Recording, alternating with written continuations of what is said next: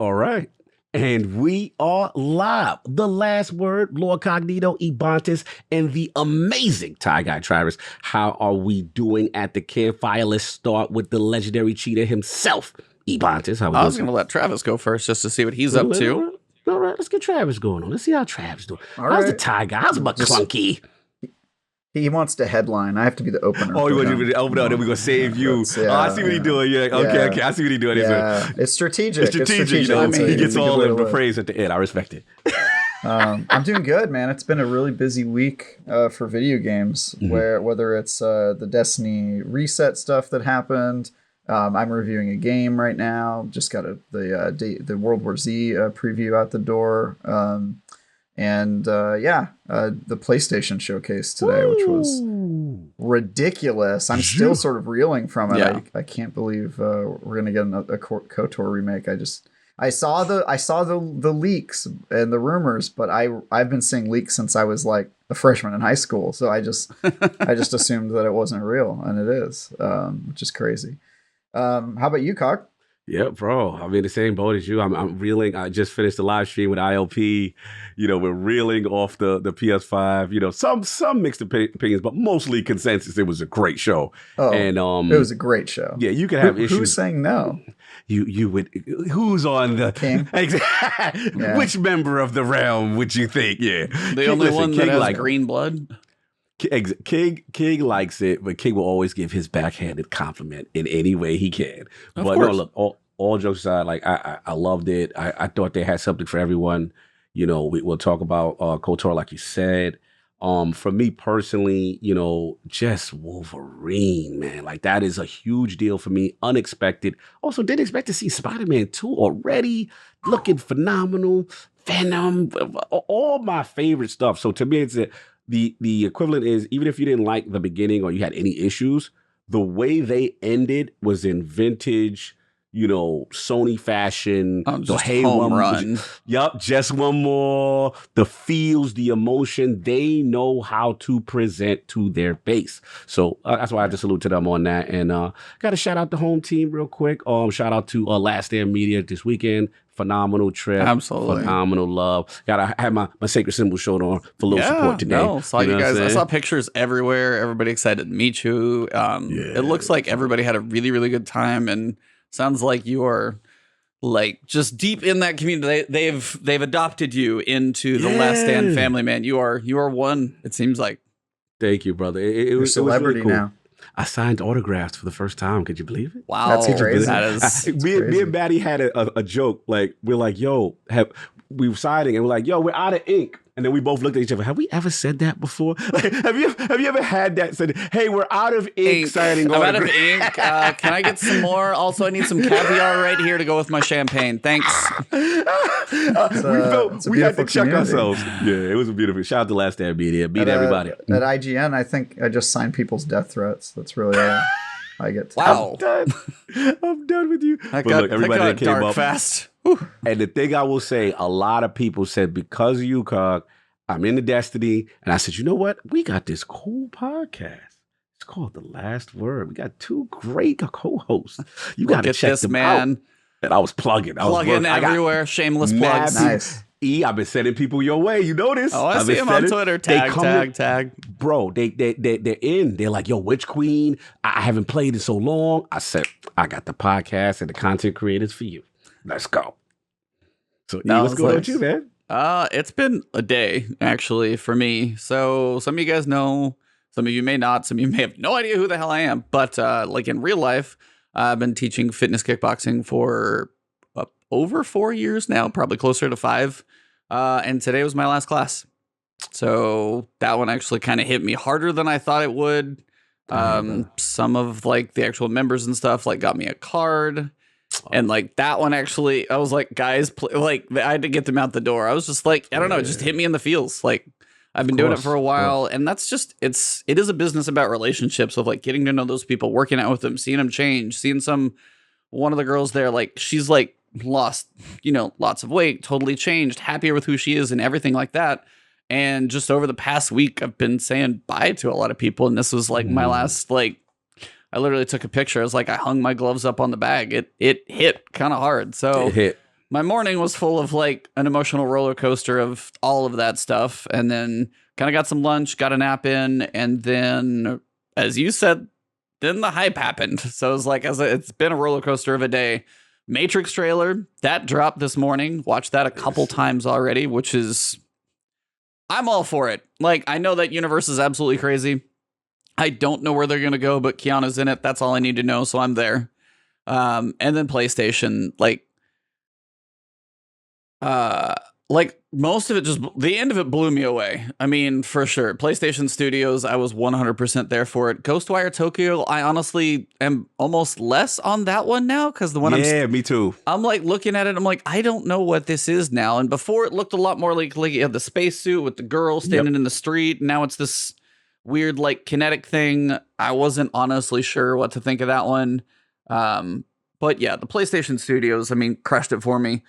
Gran Turismo 7 is going to have to prove it to me, though, because I played Gran Turismo when I was younger on PS2.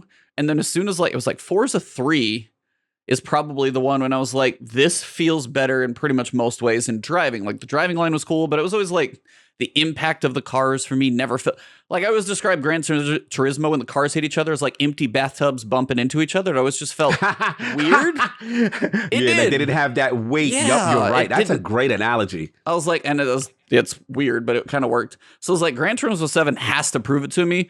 Both driving games are going to be gorgeous. There's no question. Like Forza 5, Gran Turismo 7, they're going to be pretty wherever you play them on if you got a nice monitor. But yeah, then you said like Marvel. I was like, then you saw the hat and I was like, I couldn't tell if the hat in the back I couldn't tell if it was going to be Gambit.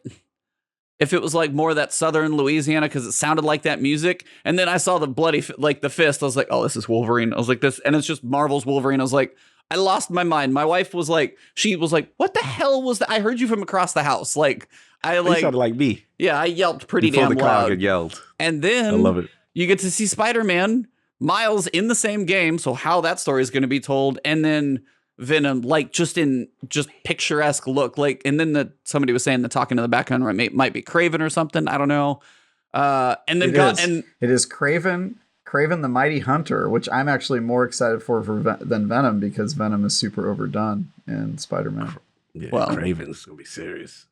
So yeah, that, and then you get to see like, oh, how much God of War? Do you think we're gonna get a baby 30-second trailer and then we get the logo? No, it was like a lot of God of War. So I'm on board for Insomniac can really do no wrong. They have to like try and burn me, but they're on absolute fire. God of War, those three alone, I'm just like kind of on cloud nine to look forward to having PlayStation.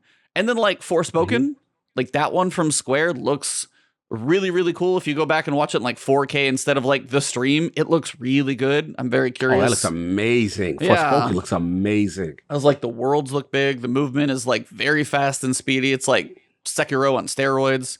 So, I mean, overall, yeah, I was like, I'm just on a roller coaster of a day because like the emotions coming into today for like my last classes, that hit hard this morning. And then this afternoon with the hype. And now I finally get to like unwind with you guys and chat and everybody in here. So it's like, it's a nice way to get to the end of the day because it's been one hell of a day so far. So yeah. And before we move on, I don't want to sugarcoat what you said because I know, you know, obviously since I've known you, you know, you've been doing kickboxing and always doing the fitness thing. And obviously the running joke, you know, us doing the, you know, the little, you know, you get the sit-ups and the things and going on. So that's all part of your culture. So I understand. I've been through transitions and jobs and stuff like that. And what you said, not to bring stuff down, but I want to give you roses in that, in the sense that it's always mentally tough in the moment because the finality of it, you're like, man, wow, this is the last day, right? But just know, like, your future is bright. You're super talented. You've got a ton of things going on. And I'm proud to do this podcast with you. You've always been a stand-up guy. And you're gonna be fine. There ain't nothing I worry about with you. You know what I'm saying? No, I mean, got things cooking up. I appreciate that. It happened kind of fast. Things came about in the situation where it's like, I mean, you guys don't know where it's at, obviously, but I mean, when 6 out of 8 instructors quit at the exact same time, and then the other one's right behind that, and then there's basically one that's probably questionable to stay very long. Like, that's an entire staff. And what sucks for me is I've seen that happen. Like, the managers were kind of first, and all of it was kind of basically in sync almost. But I've trained multiple managers because it helped me have the split. But I've trained 4. managers like into that role, and I was like, I'm not going to train a fifth now complete staff. So it was like, it's not unfortunately, it's like I was going through like the emotional, like the 5 stages of like first denial, then you've got other stuff, and then I was anger because I'm like mad at the owner for ruining all the stuff. So it's like combination of a lot of stuff. But yeah, it's like I appreciate the words. Thank you, bro. Absolutely. You know, me and you, we share in similar timelines, so to speak, as far as career and journey. You know, and when you said it, it resonated with me because I knew what I was going through. I went through a layoff with IT because of COVID, and I'm like, yo, what am I going to do? And then I had to assess everything, and then the transitions and full time and other opportunities and stuff like that. So just know, you know, I didn't want to sugarcoat it because at the end of the day, it is important. That's something that you've known for a long time. But you're super talented. The future is bright. There's tons of opportunity. You also do an amazing YouTube channel, sir, that a lot of people go to you for advice. And, hey, don't so-so him. Don't so-so him. Don't so-so him. It's only okay. It's like I got work to do. But yeah. Shout out to all the love lately, by the way. Past 60K in the past like week. You guys have been insane on the recent season of love. And so. advanced GG, sir. You're advanced. You're very advanced lately. Very advanced. But look, man, the future's bright, man. You got stuff cooking. Just know that. Just always know that. Well, thank you. I appreciate that. We touched more on like I was actually going to spend some more time on the PlayStation showcase and just kind of that. Is there anything more specifics that you guys want to get into on that? Like any big standouts that we didn't mention?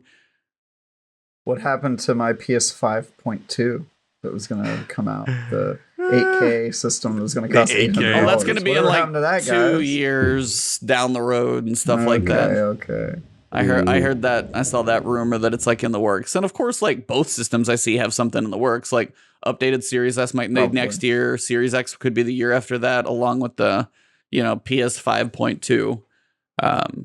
I can see those. And as well, I was just going to say, and as the chips and like the next graphics cards, depending on what power and what they can get into them, depending on where, as Nurad says, like the price changes potentially if they get bigger or lower, where they find all these positions.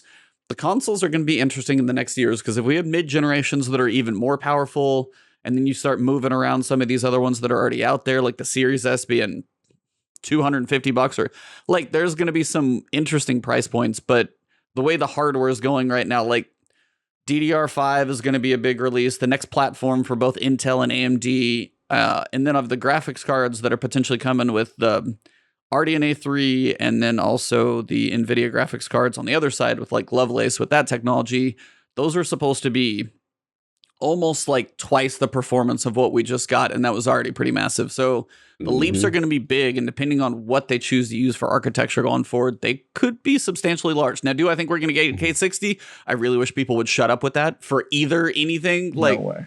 No, but 4K 60 solid with all the bells and whistles and ray tracing running, that is what I would like to see, because nobody's going to have an 8K TV for years. 4K is getting a lot more reasonable. Like I even priced one, I'm like, damn, these are not terrible anymore. And it's like, 4K OLED 65-inch. I'm like, yeah, that's I mean, it's not cheap, but it's also like, it's not $8,000 or whatever like it used to be. So it's a lot more reasonable. But now, no, it's definitely like, there's a lot of, in the next 3 years or so, like, 2023, 2024, tech is going to be very different place, I think. Yeah, it's good. It's going to be good. And I think what your point is, I do, to Travis' joke, I definitely, I don't pay the PlayStation Insider community any mind. One thing I've realized is they are always wrong. So even, a lot of people that you watch these shows, no one was talking about a Wolverine game. Nobody was talking about this stuff that came out. So I don't pay that no mind. But to E's point, I do think that as far as the tech stuff, I do think we're in the age now of the mid-generation refresh. I think last generation was kind of the test bed to see how it goes. I think it proved that gamers will spend the money if they want an upgraded experience where it kind of mirrors PC in some level, right? As far as, obviously, PC will always be the superior technology, always be ahead of the game. But the value of even if a PS 5.2 is like $600 or $700, what that potentially is going to do is the way crazier value than a PC. Yeah, you have the custom upgrades and stuff like that with PCs, but the value of a PlayStation or an Xbox, Xbox Series X2 or PS 5.2, whatever you call those weird ass things. Yeah.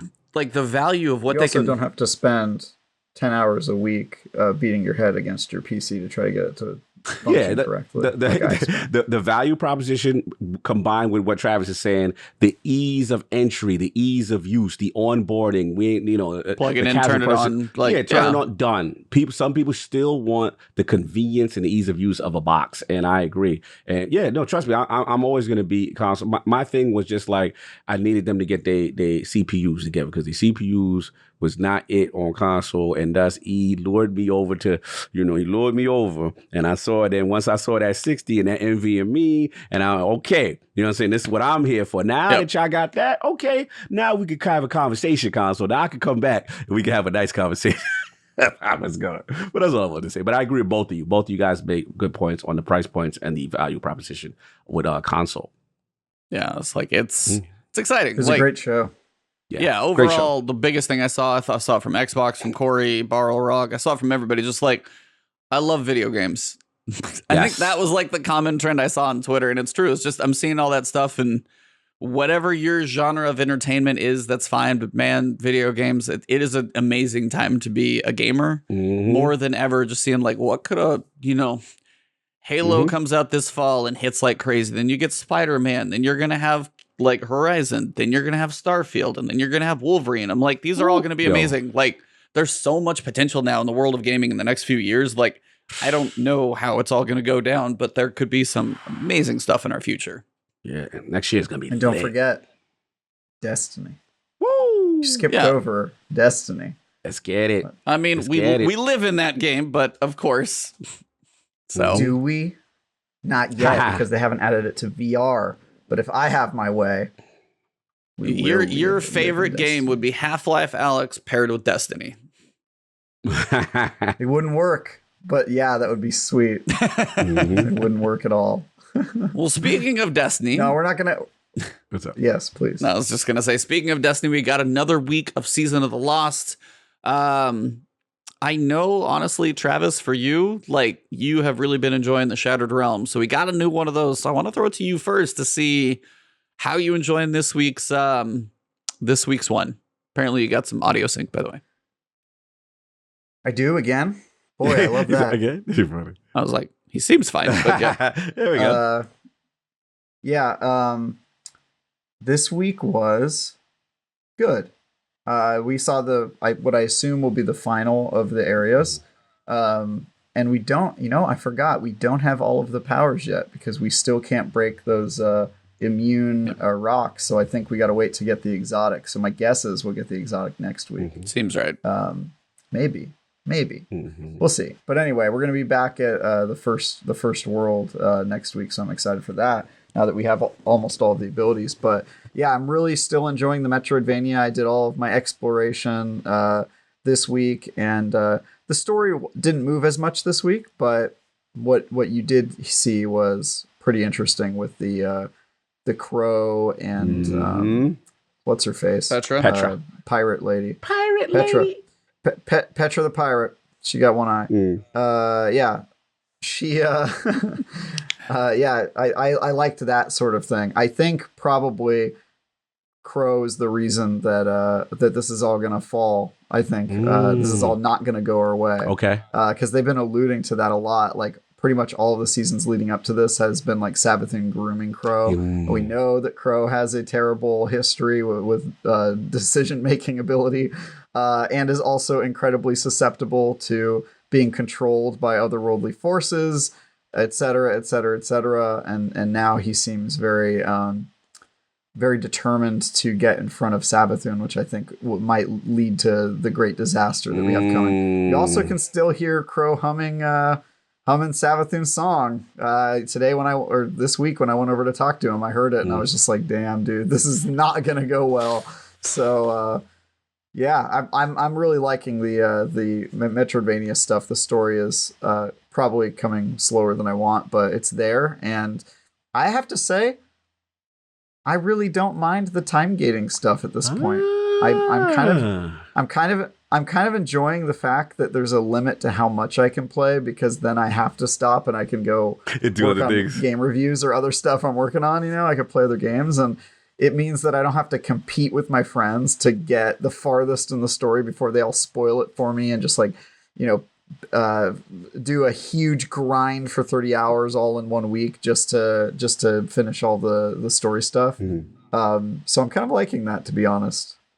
I guess I'll miss it when the Witch Queen So I was comes about out. to say, do you think the Witch Queen is going to be back to that like big chunk of story, go through all the missions, kind of experience this thing, and then we'll still have some season stuff go? But yeah, it is kind of weird to think, because we've had this like literally a drip feed year with regards to the weekly mission, the weekly updates for about 10 weeks.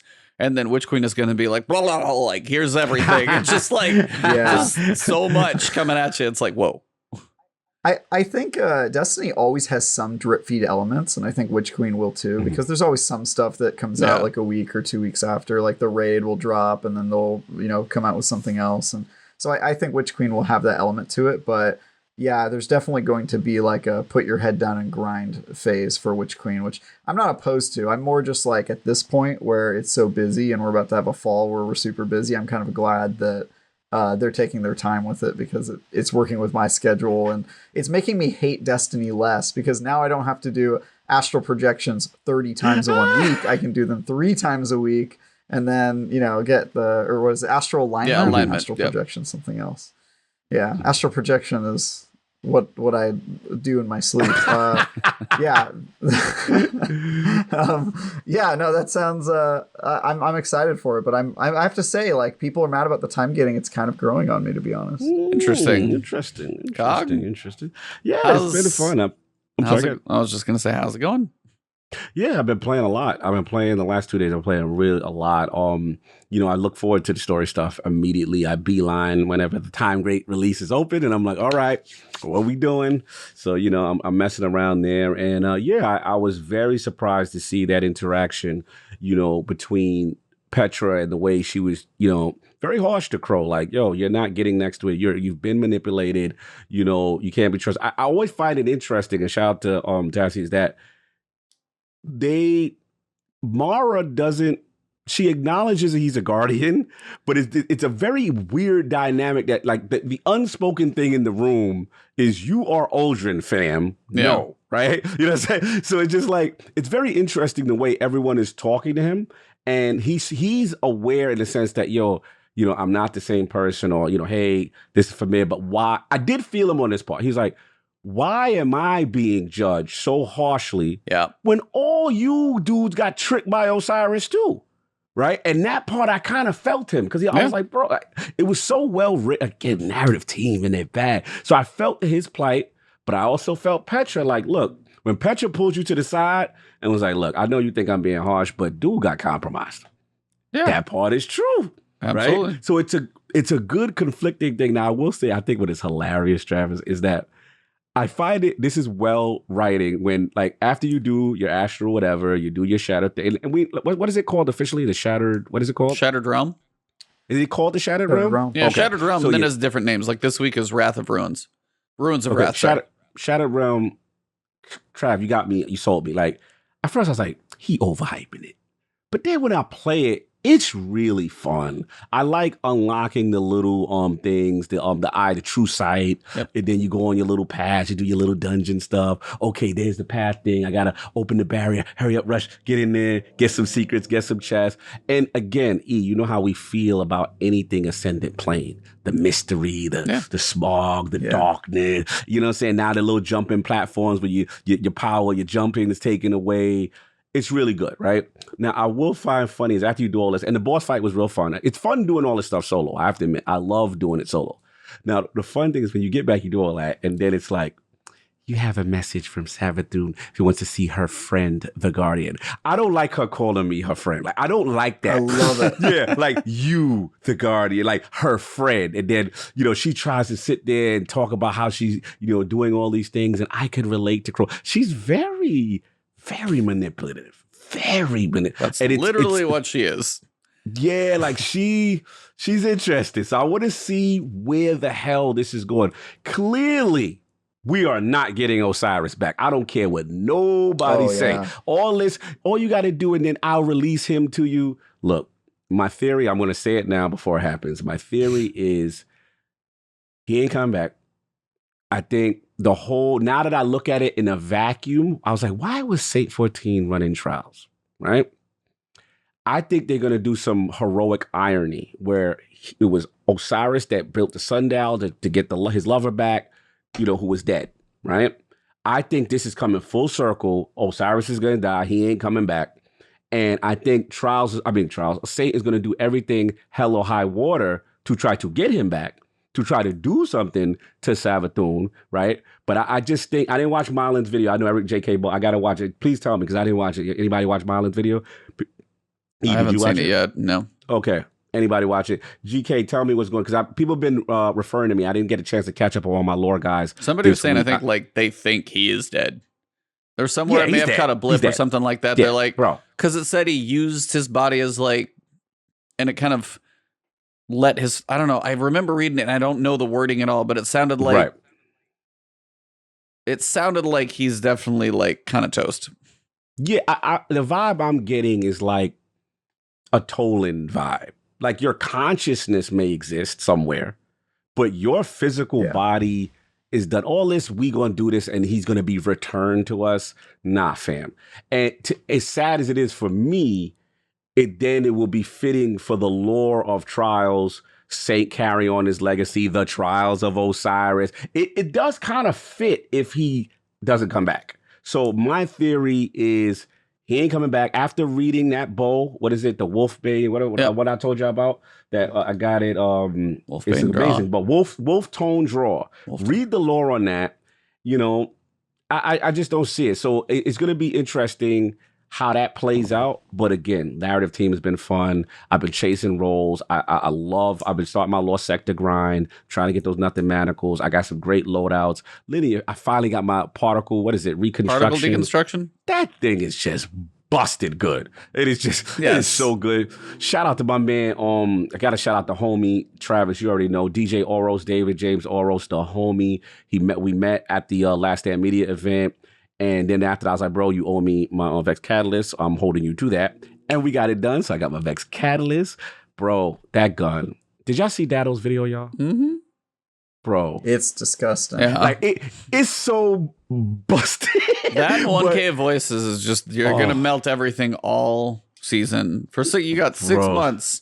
Fusion rifles are going to probably get nerfed when we go into Witch Queen, but you got 6 months to enjoy them for now. Bro, it is so fun how busted that gun is. It is just ridiculous. Every aspect of it, the extra damage now, the linear fusion mode, and then you just shoot people 4 times. Yeah, Dale Master too. He's like, every other gun has a qualifier or an extra step to do to be OP. He's like, with Vex, you just shoot the gun. It's truly, it was a great video. I got to shout out. There's no build up. There's no certain requirements. Get charged with light. Just pull the trigger. Yeah, Vex is glorious. But no, I'm absolutely loving this season. I'm just right now, I'm farming. Got to shout out the other homie, Cactus. I'm farming my Cartesian, coordinate. Yep. Yes, I need that. I need that high DPS. And that's it. But what about you? I've been having a lot of fun with the season. Yeah. So, I mean, Shattered Realm, of course. Shout out to chat. Helped me put my video together because I went to go see Shang-Chi on Tuesday. Actually, I had a private screening. So, actually got some friends to see it. So nice. Rented out movie theaters, bougie. I got 10 people to go. Enough people that I knew. It was $20 a person. I'm like, I can do private theater for $20 a person. Okay, salute. I did it too for Fast and Furious 9. It's a pretty good experience. Nice. But yeah, I invited both of you, but nobody came. Mm-hmm. Sorry, we're halfway across the country and then all the way across the country, but we'll work on that. Mm-hmm. Shout out to Teddy who did make the trip. He did. Yeah. Salute to Teddy. But yeah, I was like, so jump in. First, you got the Atlas SKUs, which we know that Vex or the exotic quest should be coming at some point. Right. So, I mean, if there's 4 or 5, I think there's 4 of the little pedestals where you get the backstory. And I'm guessing there's a portal that once you open the 4, that we're going to go through the portal and kind of go check out whatever the exotic quest is going to be. So that's the Stasis Trace Rifle. I swear I'm going to say Trace Rifle and Linear Fusion Rifle is the wrong thing. And then that's the thing that's going to potentially unlock the walls in the Shattered Realm because those are immune and they kind of they're bedazzled for now, but you shoot them and they're immune in certain places. So you can see like the shiny walls. I'm like, okay, something's going to happen with those. So we're going to I don't know when we're going to get the unlocks. And then there's a legend version of both Astral Alignment. There's a legend version of Shattered Realms. We've got more difficulty stuff coming. But yeah, it's just like, it is weird, I will say, when you go look for the anchors on patrol, because I've been doing those as videos as well. Yeah. They tie them very, very specifically to landing zones only. And the first day it was EDZ, and you're like, well, yeah, there's a ton of landing zones, go around, but it was just the landing zones. There wasn't one west of Winding Cove, whatever that place where that all the Cabal are at. There's not a landing zone over there, and there were none over there. Same thing last week, it was Tangled Shore. 2 landing zones, the one main one and the one up top, but you got like 2 other areas, nothing there. And this time I'm like, because it's Hive, and I was like, okay, so if we go to the moon, you have Sorrow's Harbor, and you have Sanctuary. I'm like, they're really going to put them in Sanctuaries? Like, but it connects to so many. No, they literally put 5 in Sanctuary and then like 7 up top in Sorrow's Harbor. I was like, I wonder why. Because if they were, even for like the moon, if you start in Sanctuary and then you drive either direction, they could totally like line them around there and just give you more stuff to search for. But no, if there's a landing zone, it has it. As soon as you leave that landing zone, don't even go look. That's just the way it's been. It's really weird. I kind of wondered why that is. Is there a reason you have to find them? Is it for a triumph? I don't know if there's a triumph to eventually find them all, because I know there's a lot of secret triumphs right now. I've been just going through and looking for all of them each week as just kind of a video as they unlock.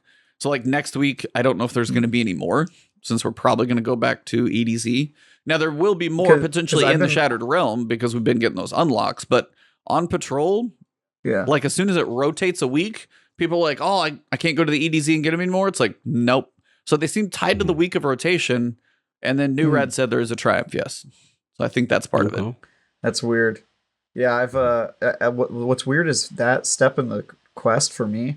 It said go to the moon and get Ascendant, snowdrops, whatever the heck they're called. And teardrops. I don't know what they are. They're anchors, but I go and anchors. As soon as I land in the zone, it completes that step for me. Yes, it auto completes cool. it. You went to the moon. Now go home. One of the parts of, and I never get any of them. I'm just like, one of the parts of the quest is literally go to that planet. They want you to land on the planet as part of the quest because but you don't have to get any of them. It doesn't seem like you have to get all of them, but it tells you kind of where it wants you to land, so you kind of know they're there. It doesn't make you get any. I've never picked one up. Yeah. There's a glitch. It almost acts like sometimes you retroactively pick something up that you never picked something up. Because I had that same thing happen to me, Trav. Where I'm like, they're like, go to this planet and go get the anchors. And I'm like, all right, I'll go to the Tangle Shore. I land. Yeah, you did it. Next step. I'm like, what? I didn't grab anything. Yeah, that's what it did for me. Like it completes in the upper right hand corner. I'm like, all right, if you say so, I'll do the next step then. Yeah. Yeah, I don't know if it's based on like if you did any on like the first week and found some on European Dead Zone when it wanted you to find maybe then it's a like, retroactive weekly challenge. Then it may count as like, hey, you've already picked up some. It's not counting like a total unless you're going after the triumph. So the quest, if you've got some, move it on. So I think that's more than anything. Shattered Realm with the Hive, still pretty cool. Got a little surprised that I didn't actually notice the champion was going to be barrier. So like mid fight, I was like, oh, got to switch. But it didn't matter. I just pulled out my fusion rifle, the particle deconstruction, voop, voop, gone. Which one? Which fusion? What you using? Oh, I just honestly pulled null composure. No composure? Just the basic fusion rifle of fusion rifles just deletes. Like, it doesn't matter.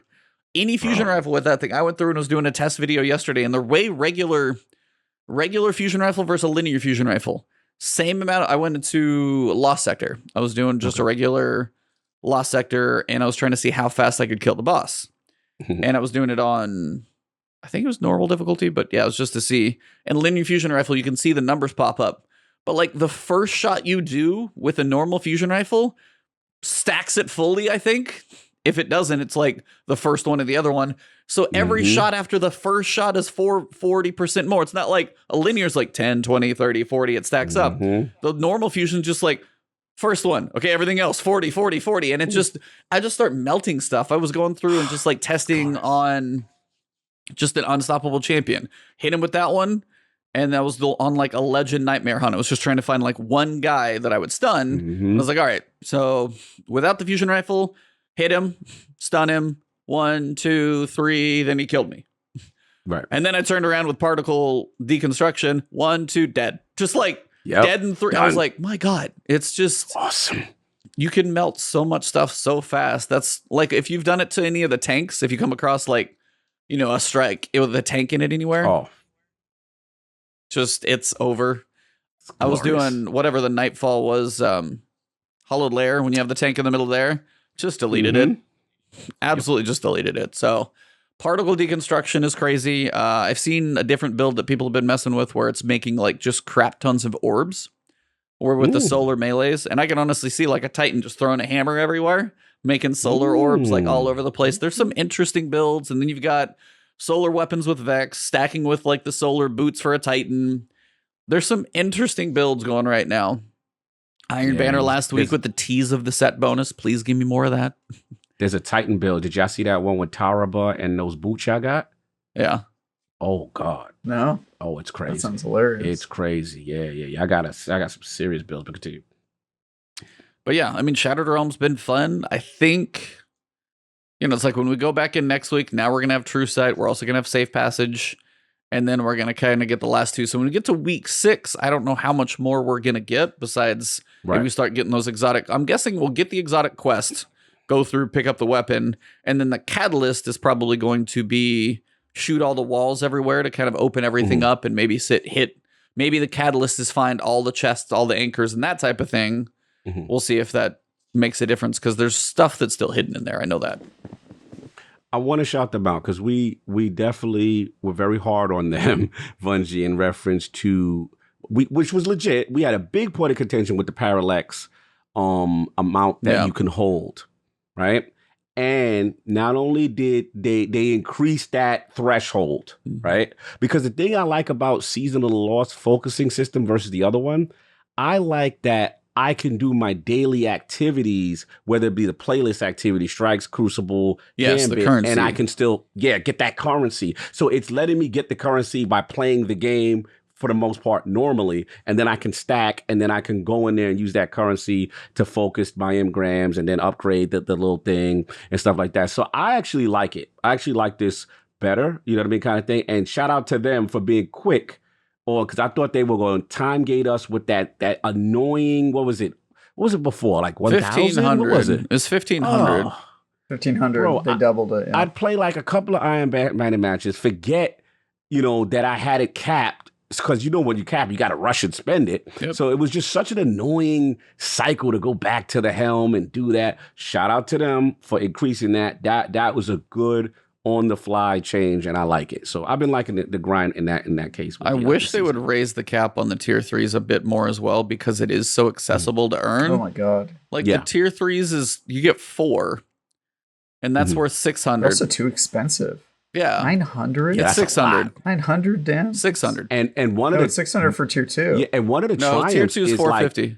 It's like 450. One of the triumphs is like focusing an umbral 3 times. You got to do tier 2. tier. Yeah, you got to do tier 2 though. Yeah, because I messed up and did tier 1 on the second time. Me too, dude. I spent all my. Yep, same I was thing. so annoyed.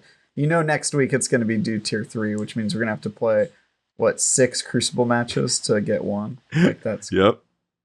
But at least it's playlist activities. At least it's normal within, and you could get kills by getting. You can still kill people. Just play the game is how I feel it. You know what I'm saying? So I don't get too crazy with that. But when they force me to be like, you've got to do a zillion. What's that wax splicer one that we did? Yep. 6. Yeah, Gambit? like that. You're so disrespectful. Patrol Gambit. But yeah. What was the 6-man activity last season, Dave? What was that one? Yeah, like when they're like, you got to do override, you got to do the I hate being locked into that. Like that gets annoying. You know what I'm saying? But this one, no, I'm cool. I was gonna ask you how you guys feel about I know astral alignment and the changes. I mean, as far as the bosses, the encounters. Like apparently there's just 2. Oh. There's just 2 bosses. We've seen both of them now because we're back to the first one. Right. They're it's I like the teleporty projection guy more than the other one where you go to the blight, take the little thing, shoot down the shield, and then he just dies. He dies fast. The other guy, like, you got to chase him around for a while, so it's a bit more. But the other guy, when you break that shield, if you get it broken, people are now just like deleted. He's so dead. Yeah. But I mean, those are like, I'm glad they're not overbearing that one too much. Okay. Because as you said, when you do override, just to get the currency to both focus Umbrals, and I kind of wish still focusing Umbrals was not related to just the seasonal currency. Yeah, why I gotta be you gotta the unlock, same currency? Because now, like, the unlocks on the compass, those are like the fourth, fifth, and sixth row, and whatever the last one, which is like, that's like week 12, whenever you get to that one.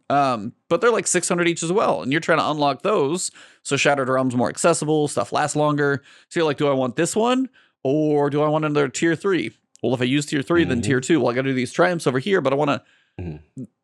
If we play it, and the only way to solve it is to play more Destiny. And that's play a few more hours. That's exactly what I was gonna say. Is like, we can probably squeeze in a decent amount of time on the game, depending on what your schedule's like. But if somebody's trying to like really make this, like, you know, they got a lot going on, they get to play a few hours on a weekend here, like, you know, busy parent, whatever it may be, they're asking for a lot of time still to do all of the stuff that's involved. I know some of it's more for, you know, your hardcores, your people who play a lot, your, you know, content creators, whatever it may be. They're giving different levels, but there's a certain point where somebody who doesn't get to play as often is definitely going to feel very limited in what they're capable of doing. Yeah. Because the currency goes both ways. Like, hey, I want to unlock this thing. Well, what if it was, I don't know, like 20 legend, what are the enhancement cores or whatever, those, like the basic thing I have like 1800 of or whatever. What if those were a little more option, or there was different, and then the currency itself went into the artifact? It's just weird, the currency. Are you proposing that Bungie use their currencies? What? Because they actually have, Bungie has 50 currencies and they're all not used. Yeah. You should know that. They have a ton. Yep, we have a few. Yeah, how many seasonal currencies do we have in our inventory? Is it 4? I mean, we probably do. Because we still have last season's currency. We still have last season's currency. I still have those decrypted data things for the tier. Is there even a way to get more of those? Oh, I guess you can. They're capped at, yeah. I guess, yeah. They still drop. Like if you're not, because I'm capped at 5. Yeah, decrypted data. I've got like 350. The corrupted key codes. I've got 5 of those. I'm literally looking right now to see what's sitting in there. I'm looking right now. Parallax. I went to go pull a tincture of Queen's Foil. I was like, do I have those? I actually did. But I was like, oh, actually did an ascendant challenge, like those old school ones from 3 years ago. Wow, you took it back? Nice. I was like, do I even remember where this is? And I was like, okay, yeah, I think I know where it was, and I still remembered, but it just kind of cracks me up of, like, as you said, yeah, there's a lot of currencies just chilling out there. Kind of waiting for a thing. There's still an Ascendant Lens from Festival of the Lost 2020 that's still in there. What the hell is that? I don't understand. I've got a glittering key for the Dreaming City. Somebody probably knows what some of the stuff is for, but it is, yeah, it's just a weird state of, and I'm wondering, it's like when we go to like Witch Queen, it's just like, and wipe the slate clean. And I honestly wonder, because this season we're going to spend a lot of time, and we're probably going to be like, yeah, you can get rid of it, but it is still going to be weird to go into Witch Queen, and then we lose all of our seasonal stuff, because every activity we've been doing, Override, Expunge, Presage, Harbinger, and now we've got Shattered Realm, which is fantastic. You've got the Astral Alignment, all the stuff they've worked on for the year, theoretically gone. Do you guys think that's how it's really going to go? I'm honestly curious. What you thinking, Tara? Yes, I think that's what's going to happen. Yeah. I think they'll probably take the opportunity to vault a bunch of other stuff like Forsaken that they haven't talked about yet, because they haven't addressed any of that yet. And usually when Bungie doesn't address stuff, it's because the news is bad and they're waiting for take out the trash day, you know, when nobody's Friday at 9 p.m. Yeah, Friday at 9 p.m. Take out the trash. Take out the trash. Make everybody smell it, and then give them some good news right after, right? Yeah, so I think all that stuff is gone, and I think probably Forsaken content is gone. And there's probably other stuff they're sunsetting that I haven't talked to us about yet that's going to hurt. But it's going to be so much to lose. They're adding a lot of stuff. Yeah, I wouldn't be surprised if they put the Cosmodrome back in. It makes sense. I mean, actually, I guess I don't think they're going to do that, because they're putting the dungeon there. They're putting the dungeon there. I forgot about that. Yeah, so you know that one's staying. That's also a recent addition. I don't think Dreaming City and Tangled Shore they could get rid of them. Man, that's a lot. That's a lot of content. I mean, if you go old destinations, I haven't seen like them do a whole lot of anything with Nessus in a while. I don't know if there's a reason to keep that planet around. It's one of the bigger ones I know. EDZ still seems like it's like Earth. I don't know if that one's ever really going to go, because old Chicago, rumored and otherwise, isn't going to like overlap with Earth too much. So I think you can still keep that destination, but like Nessus is truly its own like palette and everything. I don't know how many strikes are on that one. That's another thing. I don't even know how many strikes we're going to get with Witch Queen. Good point. True. Haven't talked about even that yet, too. And then the last question I thought about before we started. My shirt is Gambit. Are they going to do anything with Gambit for Witch Queen? Because they've mentioned Crucible maps at this point. They haven't mentioned a Gambit map. Look, man. Gambit, y'all could chill. Y'all could wait. You're not getting it. Y'all could wait. You're not getting anything. Y'all on the, in that. Get in line. Get in line. Exactly. Get in line. I'm not like it's our time, Trav. It's our time. I'm not a huge Gambit champion. You're wearing the shirt. I have a lot of Bungie shirts, okay? But all I'm saying is like, I've never seen you wear a Crucible one. That's all I'm saying. I definitely have. Talk to him. I have it, and you know it. I've got a Shaq shirt on top of anything else. And I've got a trial shirt. That's not PvP. I've got a trial shirt. Yeah, that's not. Yeah. I haven't seen that one debut yet. Continue. Yeah, I've literally worn all of these I've said have been on the podcast. Just go look at the receipts. It's fine. No, but honestly, I was just wondering, because they do tend to keep us in the playlist. Like strikes, we'll probably get some missions that turn into strikes. I would imagine they'll probably do something. There might be a couple, like there's probably going to be a strike or two in her realm. Crucible, we kind of have a plan for maps, a little revamp in some systems. Gambit truly does feel like it is like the long forgotten drowned skeleton. Like it is. I don't know if they would sunset it, because it's kind of one of their 3 pillars. But also if they don't, and we still have 4 maps, I'm just kind of wondering if you're going to make us keep going through that, even as a pinnacle thing. Like that's one of your +1 pinnacles, just an easy one to do. But you're like, so easy. Why y'all complaining? No, but I'm like pro game. It is such a breeze to do. 3 matches, bro. I like fix your face right. I love it. When I got to jump in there, it is so quick. It's either you're melting, they're melting, game over. And then with linear, whatever. Oh yeah, that stuff's gonna die now. Yeah. Wait. I love it, Gambit. You like it because it's over fast? Yes. It's like it's not a That's chore. your reason for liking it. Yes. That is easy sad. pinnacle. There's probably Easy a joke and a pinnacle. metaphor to other things in life that I can throw out there, but I just can't come up with right now. Cog, what else do you Cog like? likes to finish. Sometimes you gotta get in and get out. He likes to finish quick. Hey, it ain't all about a long, drawn out process sometimes. Either they're melting me or I'm melting them, and then we go home. It's separate ways. Wham, bam. I'm sorry. I'm just saying, like, it doesn't, it's, I'm just saying it's not good because it's over quickly. That's like, and we fell off the deep end. Gambit is just, we really did. I'm sorry, guys. That's okay. No, that was hilarious. Continue your argument. I thought of it, but I didn't say anything until E made a comment. I was like, all right, now I gotta go. So I'm gonna let that one slide. Yeah, I was kind of walking around it, and I was like, all right, we're going straight for it. We're going for the sexology. Anyway. Good. Why you're so frustrated with Gambit? Continue. Don't mess the truth. Hashtag efficiency. Gambit. Exactly. Yeah. It's all about, that's like Teddy. I'm sure Teddy thinks of it that way. Huh? Beautiful. He's just like, it's beautiful. I need to procreation and then in and out. And GK Bowles is fast and sad, not the Fast and Furious. Oh my god. My problem with Gambit is that it's not a fun game mode, and it's supremely imbalanced, and it doesn't have a lot of maps, and they've given it no attention, and there's no real reason to do it. Like, there's just so many problems with it, and the fact that it's over quickly, that seems to be their fix for it, is like, well, let's at least make it just short, and that way people don't have to like struggle against it for a really long period of time. Which, granted, it being long as well is also bad. I just think like they either need to commit to that or not, and I'm with E that like something needs to happen with it. But you know, like Cog and I said, get in line. Like, it just, you guys don't get to do this. Oh yeah, yet. I'm not saying it comes before Crucible, but it is this like, it is now the left out to pasture just to die. I think. Yeah, it is. Somebody in the comments said that Bungie has already said no new Crucible or Gambit maps at launch. So, which I think we already knew there were no Crucible maps at launch. They're sort of coming in over time, but yeah.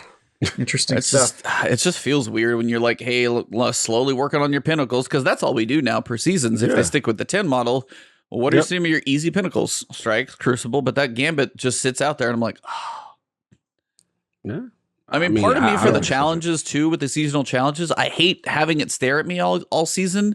But if like if they're not going to be retroactive, Mhm. like if I go through and I play like 6 matches or do a reset or whatever, and it doesn't count, beat 50, whatever it is, if it doesn't count what I've done throughout the season, I don't want to touch it till later. So then it's just this little yellow dot that stares at me the whole time. Stares at you. But I was like, I Yeah. also don't want to put time into it. If I care about doing some challenges later, I may as well just do them all at once. So it's just weird. That was all. Just random. I was thinking about, I was like, I know Crucible's not getting a lot. They're messing with some stuff, though. Trial's getting some love coming up. But man, Mhm. Gambit, I was like, it Yeah, really is okay. in the bottom of the barrel now. Yeah, it's definitely It prioritized. is. Yeah, it's a Travis point. I don't want to, poo-poo what he's saying. Like, yeah, it's we know the mode needs work. We know there's things that need to happen to it, adjustments. It needs a refresh on some level. Obviously, the reason why I don't have too much sympathy for them, they had a whole Gambit Prime season. They had a season of the Gambit. They had armor. They had all this stuff that Crucible never had. Oh, I know. And I really don't care that they're going to have to wait. Like, No, I just don't. Me Like, neither. I'm with you. I was at the debut, sorry, E, but I was at the debut Gambit thing. Shout out to Shaun Finnegan and Dustin. I was there when Gambit debuted and it was a mode and they were like bloviating about all this stuff they're going to be doing for it. And it was great. Don't get me wrong. And it was a new mode, but they can wait. It's cool. It will get addressed at some point. Until their credit, they still been getting a steady loot pool. They always get fly weapons in game. Even till this day, you got the 260 scout that's in there, servant, whatever the thing that I got Servant that's leader. really good. You got bottom dollar in there. Gambit weapons be good, like low key. And They then when have to. right. They have to But give you some They reason to get have into that to. garbage. the People point will is, play they some are Crucible getting it. some. Right. I'm just saying, people They will play are. Crucible some no matter what, good, bad, or otherwise. But like, they have to give you a big ass carrot for you to think about playing Gambit, and that's got to be the only thing they have is the weapons. So No, I hear you. All I'm saying is I've been doing what you call glory. I ain't getting like since the mountaintop No. days and all that. why we are ain't you been doing getting Glory? nothing. Just for entertainment value? Just for the pinnacle because they telling me to go in there. They forcing me to It's go not in even there, a pinnacle. and It's they a not- powerful. What isn't it? The It's you not a could do pinnacle. It's a pinnacle every week. It's a pinnacle. No, it's a Glory pinnacle. is no. You have 3 Yeah. matches in your core playlist of Control, Elimination, Mm-hmm. Rumble, and the weekly rotator. Glory is a powerful, which is even You worse. sure? 100%. The comp one. Yes, The it is comp one, I think, powerful. It is win 7 rounds for a powerful. 7. It used to be pinnacle. Why do I think it's a pinnacle? It's been powerful for a while because of making how to level up videos for a good year. no, I trust your judgment. No, but I and trust your that one judgment. is Okay. and that's the sad part is I that's just that looked rank. it up and it says shut up, Ebontis. So there you go. Look, at the end of the day, it's 7 matches. I got to get in there. Play But it's sweaty. powerful. You don't need to, is all I'm saying. Bruh, we not doing that. Here's the thing. Get out of here with your casual Crucible self.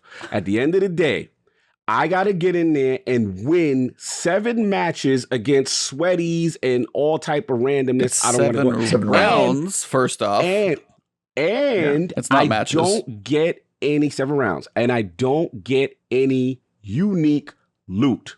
Oh, I don't. I'm not arguing that it's like So, it all I'm needs saying that is- should be a pinnacle and that Right. should have like stages too. They should do something there is what I was Yeah. waiting to get Oh. to because yes, it's really sad that of all the things on that list that hang out Mhm. every week, that Yeah. should be a pinnacle. You can do 3 Right. matches of Control and you can That's win all I'm 7 saying. rounds in competitive, Right. glory playlist and you can't get a pinnacle out of that. That is a That's travesty. what I'm saying. That's all I'm Yes. and I love the mode so much that I still go in there and I would just like, hey, it would be cool like how Gambit has unique Gambit loot.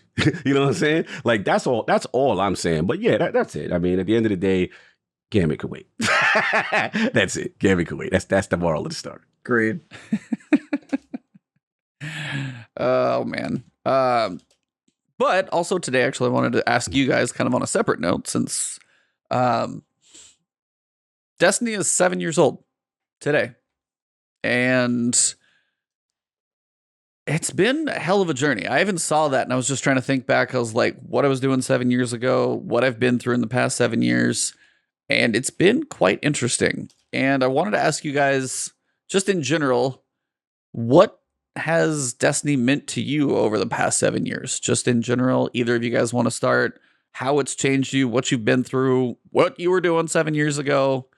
What has Destiny meant to you guys in the past 7 years? Trav, What does it mean to me? What is Destiny again?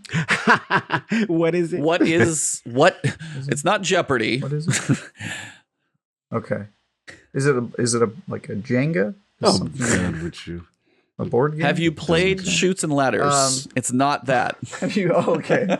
It's not that. Are you sure? Destiny to me, I mean, it's been a life-changing experience, right? Like, both on a personal and a professional note. Like, I would, I'd probably be working for IGN, but I wouldn't, not to the extent that I am without Destiny, because Fireteam Chat was really my foot in the door. I wouldn't have the same friends that I have. I wouldn't be friends with you guys. I wouldn't be friends with lots of people that I know personally and professionally, just like because that's how people connect. I went to somebody's wedding who I met in Destiny, and I only met him once in person and flew across the country to go to his wedding, met him in Destiny. Fire. So I think it's really hard to answer that question because I can't really even imagine what my life would be like without it. And that is the saddest sentence I've ever said as a 31-year-old man. I can't imagine my life without Destiny, the video game. But it's true, man. It's really true. The people I know, the way I spend my time, the friends that I have, the ties that I own, the career I have at IGN, like a lot of it is linked to the fact that Destiny was made. So. Well said, sir. Well said. Cog? Yeah, feels 7 years, right? Like, I still to this day say I've never played a game this long and this passionately.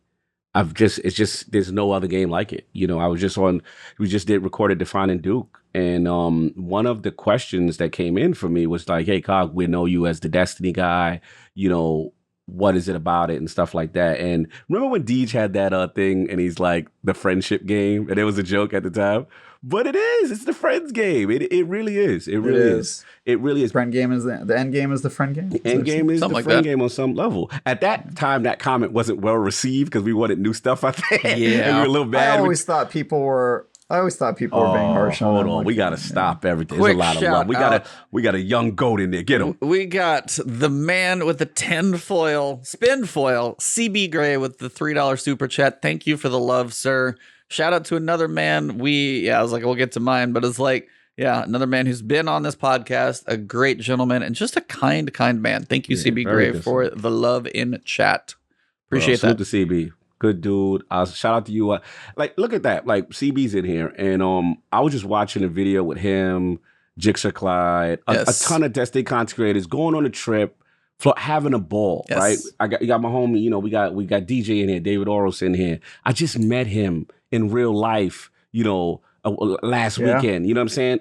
He drove from Pittsburgh, and I'm not too far from his town. He pulls up, Destiny in the building. Oh, shout out to the Osiris judge. You hooked me up, bro. That was late. I got the little Osiris video to hit me up. That was dope. But anyway, nice. Yeah, it was fire. Shout out, Dave. You know what I'm saying? But it's like, our history, right? Oh, you know what I'm saying? Yeah, you and I, we wouldn't be on this thing without this game. I mean, we went to a convention about a single game because we're a little crazy. In Tampa in the summer, sweating our ass off. Outside in line, passing out business cards because we're the two crazy ones who decided to do that. We're in the Tampa Fairgrounds and early on, I remember seeing Dado stand in a line crazy long.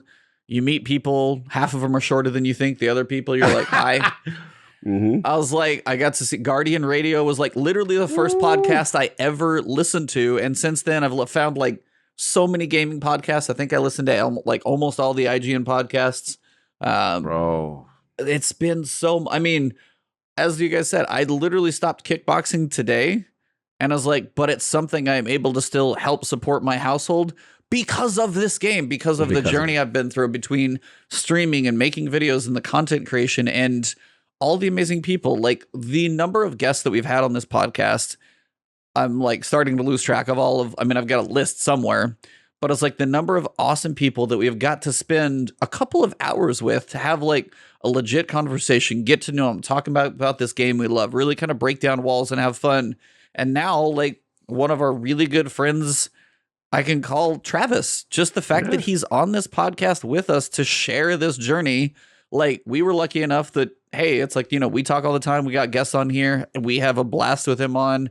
And then all of a sudden it's like, just because, IGN goes a different direction, we give him an outlet to talk about Destiny even more than he did before. He gets 2 hours instead of 1. So it's like he gets to talk even more. He gets to fill, he gets to make up a segment in a different place now. So no, it's like it's been like so many people that we met. Like GCX next year, if it gets to happen, because again, we don't know what's going to happen in the world, but GCX next year is going to be something else because it's been long overdue. The podcast has been blown up. The number of people that we've met, the bond, what we've all been through in the past, especially couple of years as well.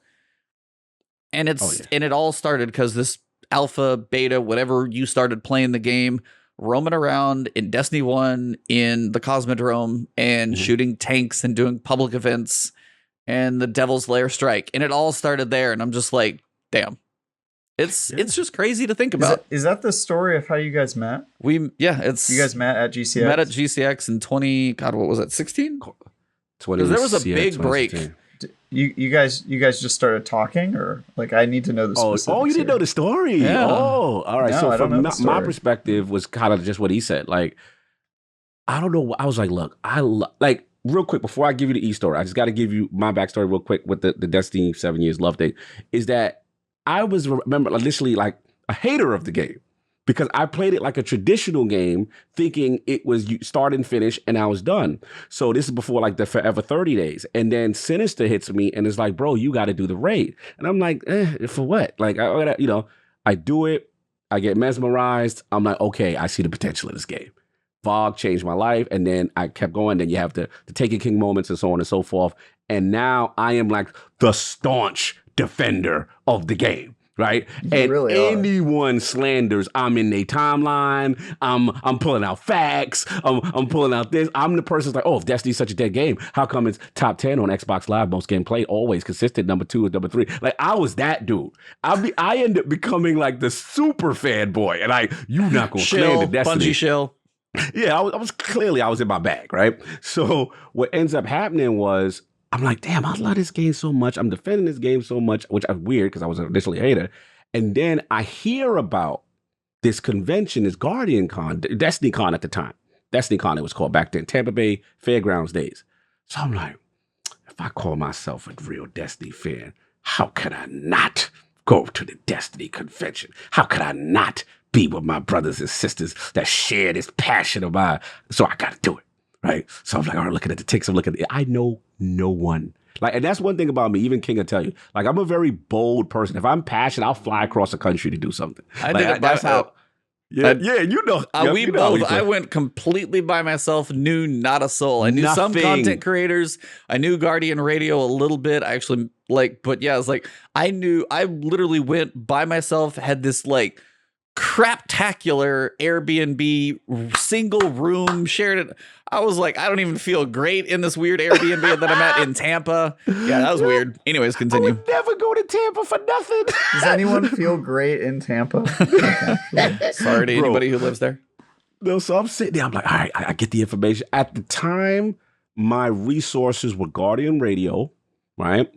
And Planet Destiny, early Planet Destiny, when Tafty and all those guys were all under one roof there. So that was my weekly Bible to get information on the game and learning about roles. No fire team shot. Yeah, that was me. So then I fly out there. Remember, we standing that hot ass. Oh, that line. Oh God. Like I didn't know about Florida heat and humidity until I went to Tampa. So out there, I'm like, all right. So we finally get in. big convention. Everyone's geeked out. They got their, Destiny stuff on, the t-shirts and all that. I'm like, all right, with my brothers and sisters. So I see the Guardian radio booth. I'm like, oh, Bife, the homies, you know what I'm saying? We forget my man, Mark Turcotte. Yep, you know what I'm saying? Bell, yeah. Shaun. Mesa, you know and then what's the last one? I'm trying to remember. Why we blanking? You know who I'm talking about too. Yeah, the dad guy. Yeah. You know who it is. I know. Y'all, I apologize. I apologize. If you hear this, we know. We know. We apologize. So anyway, I go to that booth. So you do when you take. I don't know. Just the Guardian Radio original crew was Mark Turcotte was the host. K-Dub, Mesa Shaun, Bife was part of them. He was like in and out. Yeah. And then they had another Bell Bunny, yes, and then the scientist, and then scientist guy for NASA. So at that time, it's Guardian Radio and Planet Destiny are like the de facto podcast information you get if you want to know about Destiny at that time. So I go over to that booth, you do your little pictures, mention everybody. I said, all right, do my picture. So while that's going on, I see E, right? So I hear him talking or whatever. And then I think I may have introduced myself to you. I'm like, what's up, bro? We were both passing out business cards in the line. Yes.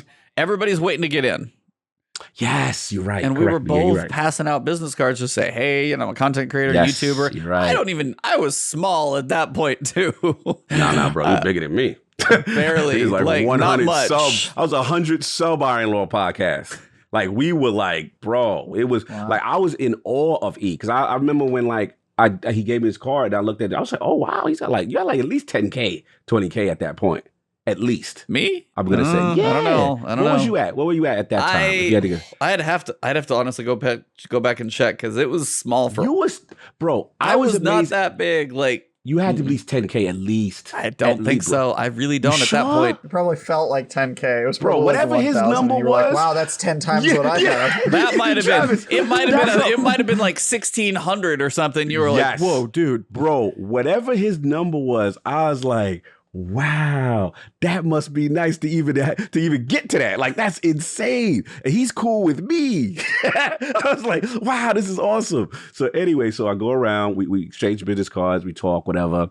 And as we're talking about, I was like, yo, isn't this dope? Isn't this cool? Like, and then we just, shoot the shit and then, having fun. And then I remember they did like an after party thing event, right? Then we go out, meet out for the drinks or something. Remember there was another event post-convention. Yeah. And then also that same one, Travis, you'll appreciate this. I saw IGF teacher early stages. Oh, so yeah. At that point, Destin and Fran. Destin, Shaun Finnegan. I don't know if I met him there. No, it was Destin. Fran Mirabella was there. It was Fran, Destin, and I'm going to say it was Finnegan at the time. If he was there, I didn't meet him. I only met the first two. Chomp was there at the time. So then I go up there with my little business card. Hey, I'm Cognito. whatever. Hey, what's up? I still have the pictures. I'll put it up on Twitter. I still got the pictures of back then, early Cog, Dustin, and the crew. And I was so happy, man. I was like, oh, this is dope kind of thing. But yeah, then from there, we went to the after party joint. We exchanged business, and then me and E, I was like, bro, this kid knows his Destiny. It was so fun. And like I said, no game had ever made me do that. And then to this day, obviously we start at the time, you know what I'm saying? Flashpoint. I hit up E and I'm like, yo, you want to do a Destiny podcast? This is Curse of Osiris, mind you. This is literally the game is dead. Everyone's angry. F this game. And I'm just like, yo, I love this game too much. We got to fight for it, man. Yeah. And then we did it. We did it, man. And it was, no game is like this. It's a lot of it sometimes is just logging in and catching up with the homies. A lot of it is just the shooting mechanics, the great music. And when Destiny's good, there's nothing comparable. It literally shuts everything down for me. And I'm always going to ride for it. And we got a chance to be Bungie, Paul Tassi, Teddy, you name it. The who's who of the community have all met us, and it's been tremendous. That's why, like E is saying, I cannot wait for GCX. E3, please cancel, because I would like to go to GCX and say, I'm just saying E3, just, if you decide to not have E3, I wouldn't be sad, because I really want to go to GCX, and I don't like the fact that you're in the same time frame as GCX, but that's just me. But go ahead, E. No, I mean, you covered a lot, like our history of meeting out there, G6 and everything. But yeah, it was like, you start in this beta. I have a really good friend who I'm still hang out with literally all the time locally with him. But we had a group. He worked at GameStop at the time. He had some friends. We all started raiding. Like we had like a regular Tuesday group that we'd run through. He had like 9 Galahorns before I ever got my first one. Oh, my run at that was awful. But it was like, and then, it got to the point where you do Taken King, and then you have Curse levels, and then you have like Rise of Iron still being pretty good, but people start falling. Like Taken King, some people played, and then as soon as that kind of died off, people started falling off hard. And that was when it really started changing. It was after Taken King, you'd lose some. And then my friend would come back for some games and then leave, and then I'd still be playing. I was like, okay, well, what do I do in this game now? Let me solo Nightfalls just for entertainment value, just to like see if I can do these by myself. And then I was like, I soloed them before like it was ever a content thing that I did. And back then it was different because modifiers and champions and all that crazy stuff now. But it was like, I still remember the Shield Brothers. I could tell you at about 180 to 190,000 damage. You put it into the first guy, he'd march out of the room. Then you have these guys spawn. Like, I know that I played that one so many times because it was like when I would record, when I finally got to that point, I wanted a flawless recording. So if I died, start all the way over. And I got a whole bunch of practice in those. But that was also like the first time I did that, and people appreciated, hey, I appreciate the live commentary. You're very calm when you do this. Appreciate that, like, you can keep this together. You really helped me. It's like and I guess that kind of goes into same with like teaching kickboxing and stuff like that. It's like, apparently I kind of like helping some point, some way, somehow. It's kind of part of it. And it's just one of those things that I guess works for me. I don't know if I'm always the best teacher. I'm probably a little like blunt at some points, but I was like, in general, it's been an interesting experience to see like how something I don't picture myself doing, and then all of a sudden you just start trying, and then you're meeting people, and then you go to GCX, and you have like, I remember Pyro Gaming, which I haven't even seen him that much. I know he had some like Twitter issues. He gave me like my first shout out, and I was like watching my subs. I was like, what is happening right now? Because it was just like ding, ding, ding, ding, ding, ding, ding, ding. I was like, and they're like, hey, shout out from Pyro Gaming. And I literally looked him up, reached out, ended up playing with him off and on over the years and everything like that. I don't know what I was like. I know he's been doing other stuff now lately, but I was like, that was like the first shout out. And he just like, dude, this guy's got great detail in his videos. Nice. And then, it jumps up from there. And then obviously for me, it's like GCX was amazing. And then Whisper for me was crazy. And it wasn't even when it first came out. Like my Whisper video was like a year late. That was the crazy part. Because when I did it is when like it came back to being a thing. And it was when I was like, I'll just try and do it now. It was when heavy ammo was like really hardly dropping at all. And it was that point where it's like, whatever YouTube magical algorithm alignment of the stars happened on that video, it went so crazy. I didn't even understand what was happening. I was on like the YouTube creator of the day. Woo. I was like, nice. So I was like, and again, the other videos they posted on there were tiny and just like, I'm like, just there's one good video and the rest of them are questionable. Why am I even here? It's like imposter syndrome the entire way through this whole thing. And it still feels like that sometimes. So it's, I don't know. It's been one of those things I never pictured myself doing, to be on a podcast, to have, I mean, I'm the guy who didn't want to get up in front of the room and like give a presentation in class. Stage fright's hell, just nervous as can be. Like, absolutely. And then you get into this thing where you're comfortable. You've got chat that's cool, but it doesn't feel in the same way. Between this and kickboxing, nerves are, I'd probably still be a little nervous talking to like an auditorium or something at that point. But I mean, same thing. I know you got to go on stage recently as well, but it's just like coming out of my shell and stuff. And there's just so much that is, it's stupid to say all this about a video game. As Travis, you said in the beginning, it is, you're like, this is a friggin' video game. But in turn, you think about the 7 years and what you've been through with it, what you've changed, like the people, the experiences. As you said, you flew across the country to go to a wedding. Like, there's going to be a point we meet you. We got to go visit San Francisco and hang out in your crib. Facts. So it's like we got to get Cognito this literally like crashed at my house before he went to a wedding. He's met my dogs and my wife like from this. So it's like, it's crazy. So it's like, yeah, this is like a weird nostalgia episode between like weird job day. As I said, emotional roller coaster all day. And apparently we're going to continue with that as is. But continue the train. Nah, listen, everything you said was perfect. And last point I'll say is like, we got to give Bungie their flowers. At the end of the day, listen, we complain, we have our issues. This game has ups and downs, but we have to give credit to the endurance of the game and how it continues to evolve. And still, we say it all the time. Like, we could complain, we could bitch, but when we see that new trailer for whatever is about to drop, and they hit it brings it all back. And one thing I love is when people come to us and say, "Hey, I'm thinking about," shout out to the cops, they're excited too. Yeah. But they're thinking about, like, "Yo, I'm thinking about playing Destiny. You know, I want to let me know, like, what do you guys think?" And they come to us. Right? You ever notice, like, you end up being the spokesperson for Destiny, Trav? Like, do ever people come up to you randomly and it's just like, "Yo, Trav, I know you love it, right?" And it's like a drug. Like, I was thinking about trying. But Trav, I'm the worst spokesperson ever. I think on Bitcast, somebody no one on that podcast plays Destiny. Yeah. And somebody in the audience asked, like, "Yo, what do you recommend for getting back into Destiny?" I was like, Don't do it. And I had a whole list. I was just like, it'll absorb your life.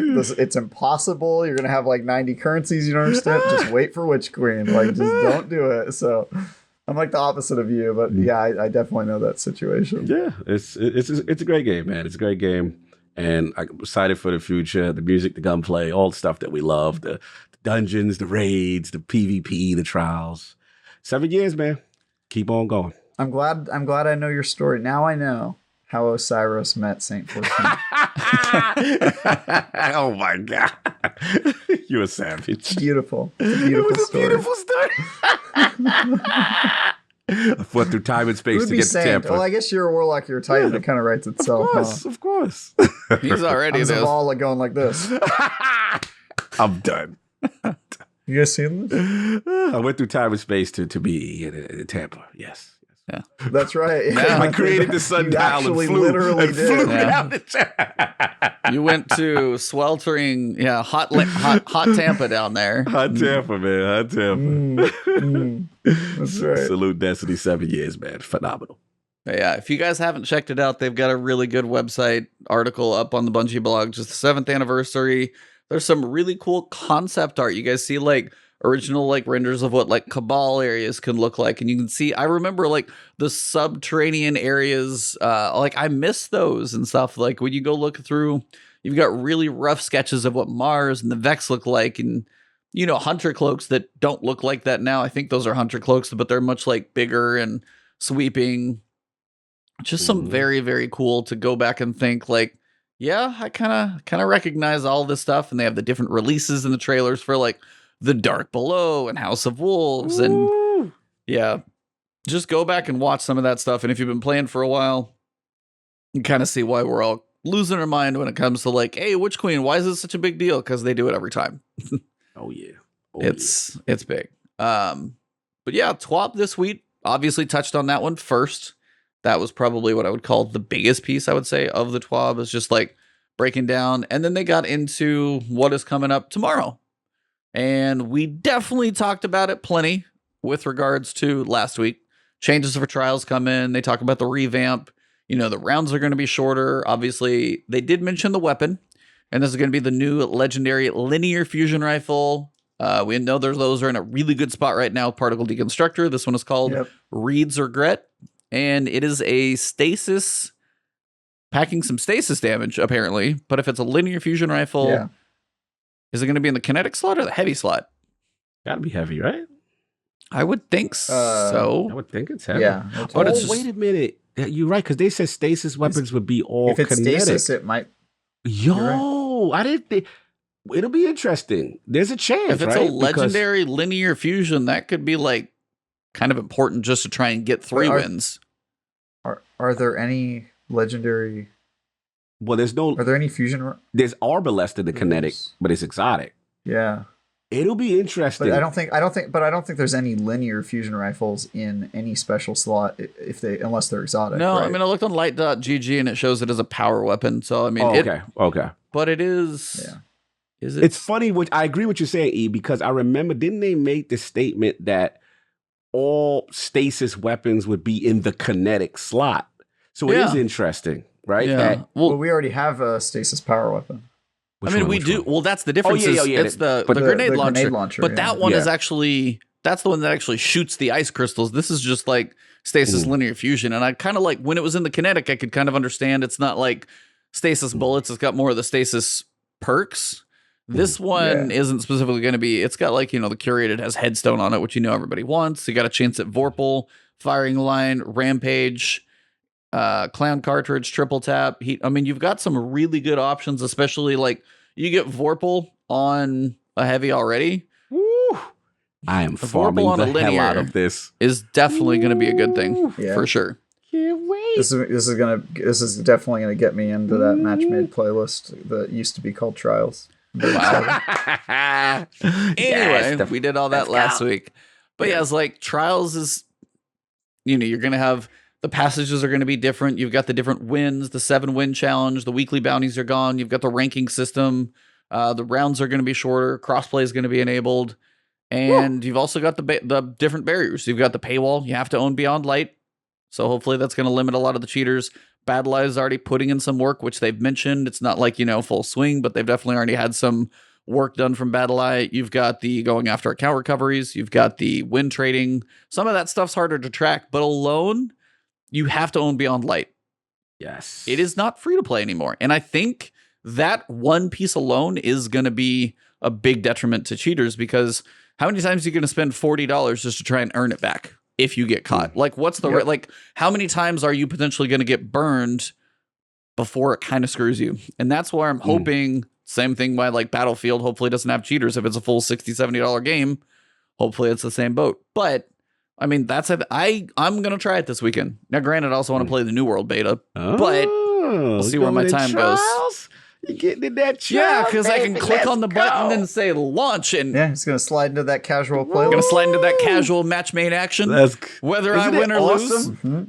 Yeah. Isn't it awesome they like cater to you, that you actually going to play a mode and they let you to play? That's awesome. This casual Destiny schlub over here who really just, has PvP segments where he's got to get some help. We'll have to bring new. I swear if Ascendant Nomad comes back on, Travis is going to lose his mind. Because those, we got to get Nomad, Nomad for back for Trials. I'm just gonna I'm just gonna hang my headphones on the microphone, hit record, and then listen back to it later. Because this is, you guys are just gonna give me like a school session, but I'm gonna have to take notes later, so I won't. I'm very excited, man. I'm excited. Trials is my favorite casual game.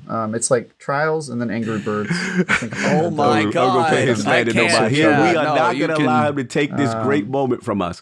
But let me ask you this real quick, serious question. With Just Dance, Just Dance and then Trials. Just Dance is serious work, man. Come on, Savage. Trials. It is. No, Trials harder than Trials. Trials gonna be lit this week. It's gonna be fun. But let me ask you this though, real question. With the fusion, I know we talked about that. Reed's Reed's Regret. Yes. Did you see the flavor text, sir? I thought that was interesting. That's the first thing I would ask you. Trust me, Savathun as Osiris. Whew. So I can't read that little tab. But now, let me ask you, what role y'all going for? Because I'm looking at that final perk. You got the headstone, right? You got rampage. You got firing line, which was always used to be good, and you got Vorpal. So which one y'all going for? Which reads? Headstone. You going for headstone? Now, can you educate me, Trav? Why I never messed around with headstone too much. So why does everyone go crazy for it? What is the big benefit that people love it so much? 1 sec. I don't want to misquote this because I'm really bad at remembering the verbiage for precision. Final blow, spawn a stasis crystal at the victim's location. Why is this so important to everybody? Well, you know what stasis crystal. Well, I guess it depends what class you're playing. What do warlocks use them for? I do Shade Bandit a lot though for stasis though. I do. But it's not gonna be. I know a lot of hunters probably use it for the slam. You can still do Shatter Dive. But as a Titan, why are you excited for headstone rolls? I'm curious. I think. Go ahead. I was just gonna say it's more like making the crystals that you can use to shatter, therefore to kill other people. I think is the general idea. That's why people liked it in Peace Bond of the sidearm. That was where people started seeing it first, and you could get that kill with headstone. You get a final blow, you spawn a stasis crystal, and then if you can shoot that and shatter it, you already weaken anybody around you, depending on the radius. I think that's what they were using it for. I never got a Peace Bond with it. I had a decent amount of drops on that one with my token. Still never got one with headstone, so I couldn't even tell you. but I know it definitely seemed to propagate. I'm sure Cool Guy. I know he did a video on it. I need to check it out. Cool Guy got one. Oh, we got to get Cool Guy back. He's been on fire. Yeah, he moved. Yeah. But So my reason for Headstone is that I mean. Right now, I've sort of been in a sliding mood where especially if you play the Stasis subclass, to me that's the main advantage that you get is the increased mobility on the Titan because the slide is so much better. And with the added slide, you can slide through crystals, and the more crystals you have, the more damage you're doing, all that stuff. But honestly, that's not even really the main reason. The main reason is that Headstone is a rarer perk, and I already feel like I have a million guns that have like Kill Clip and Rampage and Outlaw and all that stuff, and I just want to have a different gun. Like it really comes down to that. It's like I don't have that many guns with Headstone, so like that's the one I'm gonna go for. I think I might go for either triple tap Vorpal. I think I'm going for triple tap Vorpal or Clown Cartridge. We'll see. But what about you, E? Like, what are you going? You going for the Headstone joint? I mean, I'd like to have one on it, so we'll see. But again, if I can get one drop, I'll just be happy with that. I mean, for me, depending on if I'm going to use it in a PvE situation. Yeah, what you going for? I mean, Vorpal's good for damage on bosses. Harmony and Adagio are weird. I'm still getting a feel for those. Like Harmony, like actually I was messing around because I had one with it. It's like if you get a kill with this and you switch over, you get extra damage from it. Yes, very good with the kinetic shotgun I'm using right now, Fractus, whatever. Fractus or whatever it's called. Yeah, that.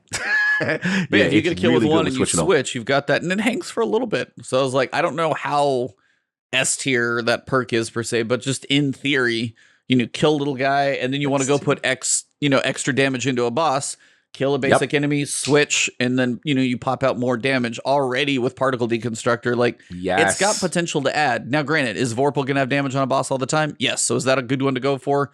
100%. Triple tap as well to save it. Clown Cartridge wouldn't be a bad backup. Something like that is like quick draw, maybe like hip fire. Hell no. Triple tap Clown Cartridge probably going to be pretty good. Accuracy and stability with heating up. So I mean that's final blows. If you're starting to pop head, that's always the thing about like certain things like sniper rifles. I'm not going to pop a lot of heads for me, at least. And again in PvP, maybe you do. So more power to those. But I was like in PvE, especially heating up is kind of useless to me on something like this. Because I'm not going to linear fusion a lot of little guys. I agree. To go for it. So something from, triple tap, Clown Cartridge would be good.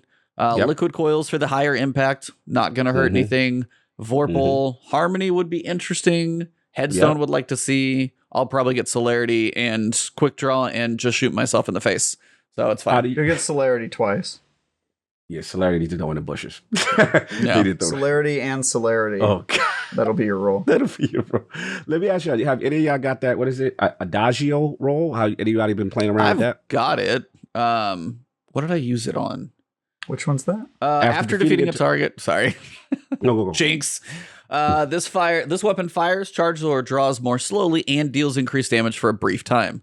So I've got one on, say, like the Ionic Dracona, like the really slow fusion rifle. But if like I switch over, it's slow, but it hits hard.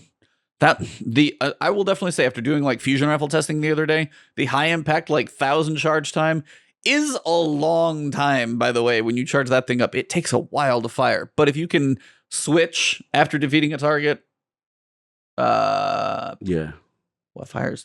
No, that's the one you got to defeat it with that target. So that one's like you get a kill and then it fires slower. So that one wouldn't be bad on like a bow, actually. Because I think I've got that on the new bow. So if you get a kill with a normal one, and then you want to output more damage on something else, you could stack that one. But again, you compare that. Do you want that, or do you want Rampage, where you do more damage and fire at the same speed? Right. So it's weird. It's like, I don't know. I can't decide. I've messed around, but I can't decide. It's interesting, because I want to know what the stats on Adagio is, as far as, is it like stronger than like a Rampage ×2 once it's procced? It does last long. It does last for a couple of seconds.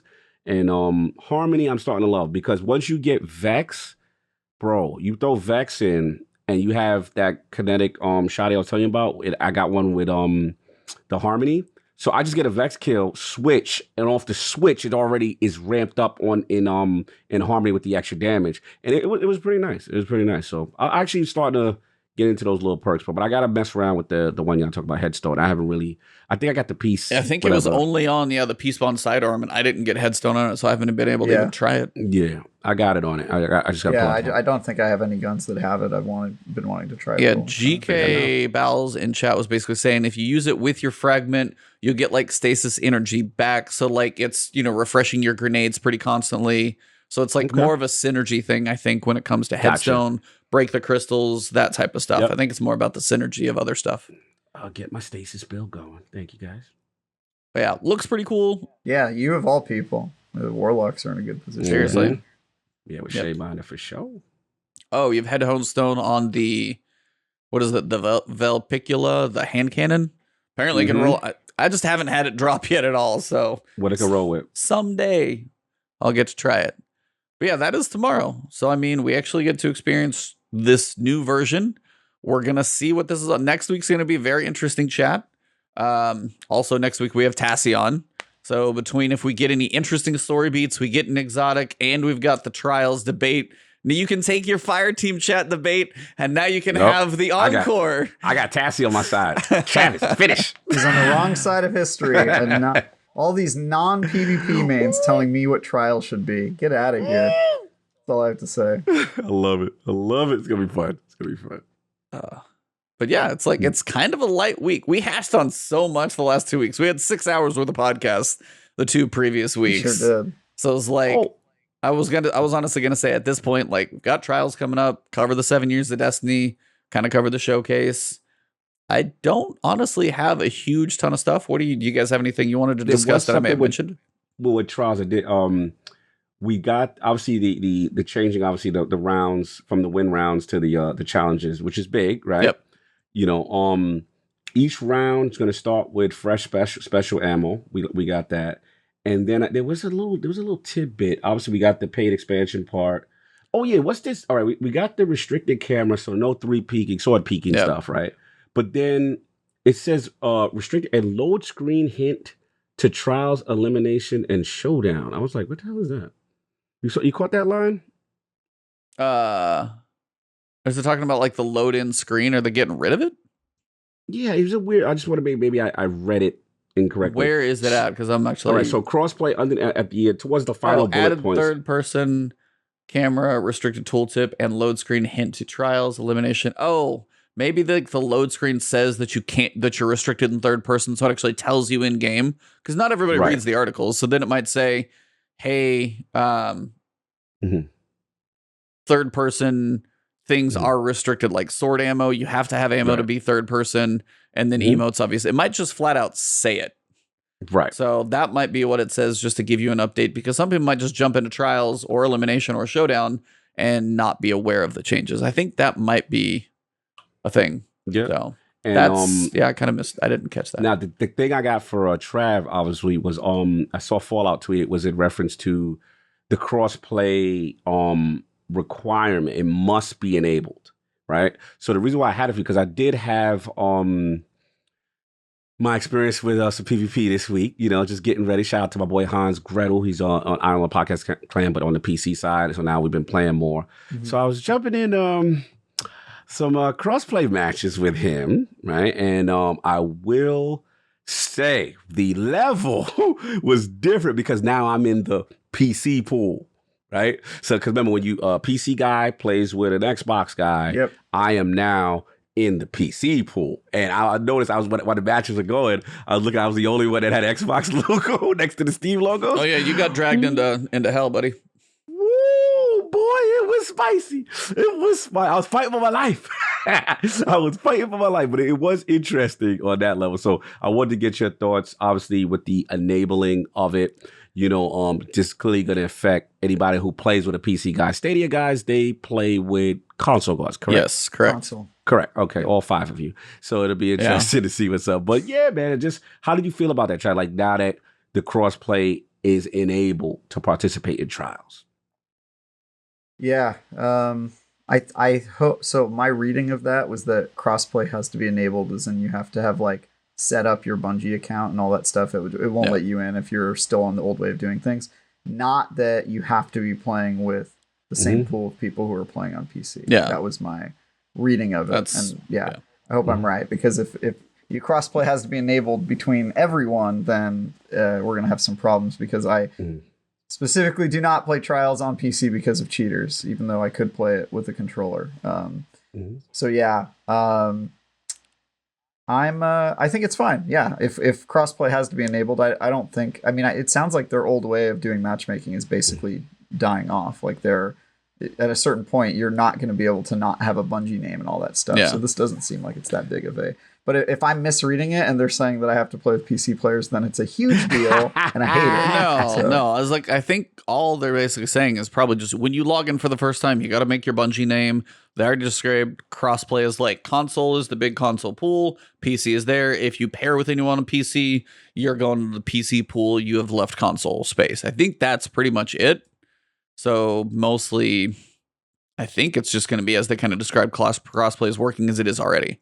I don't expect that to be a huge change. Yeah. I will be curious though, for example, if like Cog and I want to play and all of a sudden he jumps in with me on like PC, it's going to be like, sorry in advance, but here we go. Yeah, it's going to be, look, I ain't going to lie to you. Shout out to my boy Hans. I love you, but I was like, I don't know if, like, for you the homie, so I will do it for you, right? I'm glad I'm glad I'm top tier. Yeah, you're special case. You know what I'm saying? Like, again, say 14 on side. Like, I'm going through I'll go through the sundown for E. Yeah, I'll go for E. I will sacrifice hell and high water. I will deal with everything to bring back my guy. But all my other clanmates, man, I think I'm gonna have to put y'all on a PVE time. Y'all on PvP time out. PVE, yo, strikes, nightfalls, raids. What's up, bro? You know what I'm saying? What's up? But man, it was rough playing Glory with him. Oh my God, I was getting my head pinched. I started to realize different metas, and I was like, oh my God, what's the shotgun? The tail, the Dead Man's Tail. I was getting my head pinched. Dead Man's Tail. They have a completely different meta there. That's the other thing that is rough. Like, I almost So since my entire clan is on PC, I almost have to have a separate loadout for when I'm playing with them. Yes. So we did Iron Banner last week, and I mean, we steamrolled every single team we played against, but like it was, I forgot, like, damn, I have to like reconfigure my brain, because I was doing that before when the platforms were separate. Yep. Anytime I would play, I played a lot of Trials on PC, and you know, I'm not afraid of playing against PC players that aren't cheating. It's really just the cheaters that gets me, because but the metas are different, and playing on controller on PC is also different than playing controller on console. And so you really have to like understand which weapons have recoil and how bad it is on PC versus console and all that stuff. And I just don't want to have to think about that. I actually haven't tested that out yet, so I have to see if that's changed. I tested out. I did a whole bunch of matches. I barely could complete the 7-win card for the Glory joint, but I got it done. But different metas, the precise sliding, the weapons, you know, which are on PC were a higher meta. Like, I was getting my head pitched. I had to be very respectful. And I went with a super sweaty build. I went with Arc Buddy to Snitch where they was at. Warlock, Arc Buddy, Bottom Tree, Stormcaller, to kind of let me know where they were at. And that was very helpful, because they were just moving. Like, the calculations were faster, bro. I was like, yo, it was a level. I was like, okay, I had to get used to it. So that was the adjustment. But other than that, I'm excited to get back in, man. I'm excited to get back in. I know, you know, Chav's a little concerned, and rightfully so. We'll see how it plays out. But I am just, man, I'm pumped. I'm pumped that the mode and people are going to play it. And E, I got you. Whenever you jump in there, you won't get that little, you know, couple of wins, you know. We'll get in there. We'll see. Just to clarify, I think all the changes they're making to Trials are going to be good, except for matchmaking. Right. So I still think the experience is going to be drastically improved to what it was before, especially because crossplay is a thing. I just think matchmaking is going to be a nightmare. Yeah. And I'm sure you will agree with me by this time next week, because it's going to be sloppy. Oh, no. It's going to be lit, because I've been playing with console people the majority of the time with my Elite controller that has my dynamic latency input. I'm very excited right now. So my experience is going to be lit. Oh, I don't even worry about you. You out here scared for no reason. It's gonna be lit. Aren't you gonna matchmake it? Are you gonna hop in the matchmaking? I'll do both. I want to try it just for science. We got to see, right? We got to see what it is, and then let's be honest. There's always that time where, like, our team, our clan is predominantly PVE, right? So there's like a very subset that is hardcore trials, right? And that's more. So to get everybody on at the same time and in my schedule, so it is going to be an advantage to me to say, hey, nobody's on. I want to still do trials. Let me see how this is. Yeah. So it'll be a good, social experiment for science. I'll only be doing matchmaking this weekend. Just to see. How's that elitist? I'm I'm showing you my accessibility. I'm doing the reverse. Accessibility. Ooh, GK Bowls, Arc Buddy, Getaway Artist, No Time. Yeah, that's super PC. That's my anti-PC loadout. Yes, that's my job. You actually stitched me out. I actually run Arc Buddy, Getaway Artist, No Time to Explain. So it's giving me the data. Where they at? They here? Okay, they there. Love it. Let's go. That's all I got. That's a light show. Light week. Yeah. We had a whole lot of nostalgia. Hit the feels pretty hard in the beginning. PlayStation blew it up. I've been on an emotional roller coaster. But I mean, it is a light week. No major crazy story beats happened. Next week might be busy. We're going to go back to the Shattered Realm. We're going to see the first one. Now we kind of know what to expect with all our new abilities. So a lot more explanation there. Potentially, we got the exotic quest next week. Maybe if the timing's right. Fourth one, Portal. I feel like we've got to. So we can break those rocks, right? We got to get it. I feel like that would be right. Yeah, you do the quest, then you can go through the next 3 weeks breaking all the rocks. And then my assumption is probably for the catalyst, there's going to be a collection of either Ascendant Anchors, chests, enigmatic chests, whatever it is. There's something in each one of those places behind those walls that we've got. That we're going to have to be able to get to all of them. So I think that's like, some people right now is like, why do you have to get all the anchors? Why do you have to do all this other stuff? And I'm like, I've got a feeling you're going to need to, so you may as well just do it now. So, you got a super chat from shout out to Vagabondo What was it with called? the $5 super chat. Just wanted to say how this podcast has taken me back to some of the Steams before the last word wasn't called the last word. Hashtag Flashpoint. What was it It was called called? Flashpoint. Flashpoint. Yeah. Flashpoint. That was the old joint. Yeah, remember? Every week, Bungie. You guys talked about that old TV show on ABC. Flashpoint. Yeah. Yeah, man. We've been rocking with this thing a while. And I forgot to even mention, like, when we talk about history with Bungie in 7 years, like, Iron Lord's podcast wouldn't exist without Destiny. Oh, yeah. Literally. Like, literally, Iron Lord's podcast is based off Rise of Iron DLC. Yeah. We literally just jack the name, so to speak, right? It became Iron Lords. And then the whole, just everything, that led around that time. Because it was like that and Game of Thrones was going on. So the whole Lord stuff and, Saladin. And it was a time. You had to be there. You know what I'm saying? It was one of those. Destiny is literally responsible. Without Destiny, Iron Lord podcast does not exist. Straight up. Yeah. And salute to. I was like, the Iron Lords podcast doesn't exist, and you've been on 1,200 guest podcasts. That wouldn't happen. Now you're in Last Stand Media doing Defining You would be Duke. on Last Stand Media, probably. I was like, literally, one game has changed lives. Facts. Yeah. I mean, 5-team chat, like, bro, like, oh man, you for the first time chat, like E being on DCP was like, I was so proud of him. I was like, he got us all a fight jacket. When you get bronze, then you get a Lumba. What's the artist? What's her name? She just does a thing. So that was. You still haven't been on it yet, Carl? No, I haven't been on it. I'm surprised. Hey, I shoot my shot. I'm not ashamed to say I would love the opportunity. Like, that is one thing that E has. I'm like, damn, I'm so jealous, but I'm proud of my boy. But for me, my Hall of Fame jacket was yours. You know what I'm saying? Because I was like, 5-team chat, though. Like, yo. You are listening. You got a little muted there. Oh, okay. Can you hear me? Yeah. Because his mic is cropping out his high pitched voice, and he goes. When I was getting hyped, bro, Yeah. like 5T got the call. I was like, yo, this is so dope. So that was mine. You know what I mean? Like the pinnacle podcast that you've been watching for so long, and obviously Dustin and everything. I meet Travis for the first time. I'm like, oh, this guy's dope. It's cool, man. This game has brought so much opportunities, and we've met so many people. But real quickly, your experience. I got to give you your roses on that one. Like the DCP. Oh, like yeah. that was. I can't remember. I got him on Fireteam chat too. Yeah, I used my power he got Hall of Fame jackets. for that set of episodes I got to host while Destin was out. I was like, I'm gonna get my buddies on. Come on, let's get around. Nice. You get on this show. It was buddy. like, hey, you got anything going on like in an hour? I'm like, I'm there.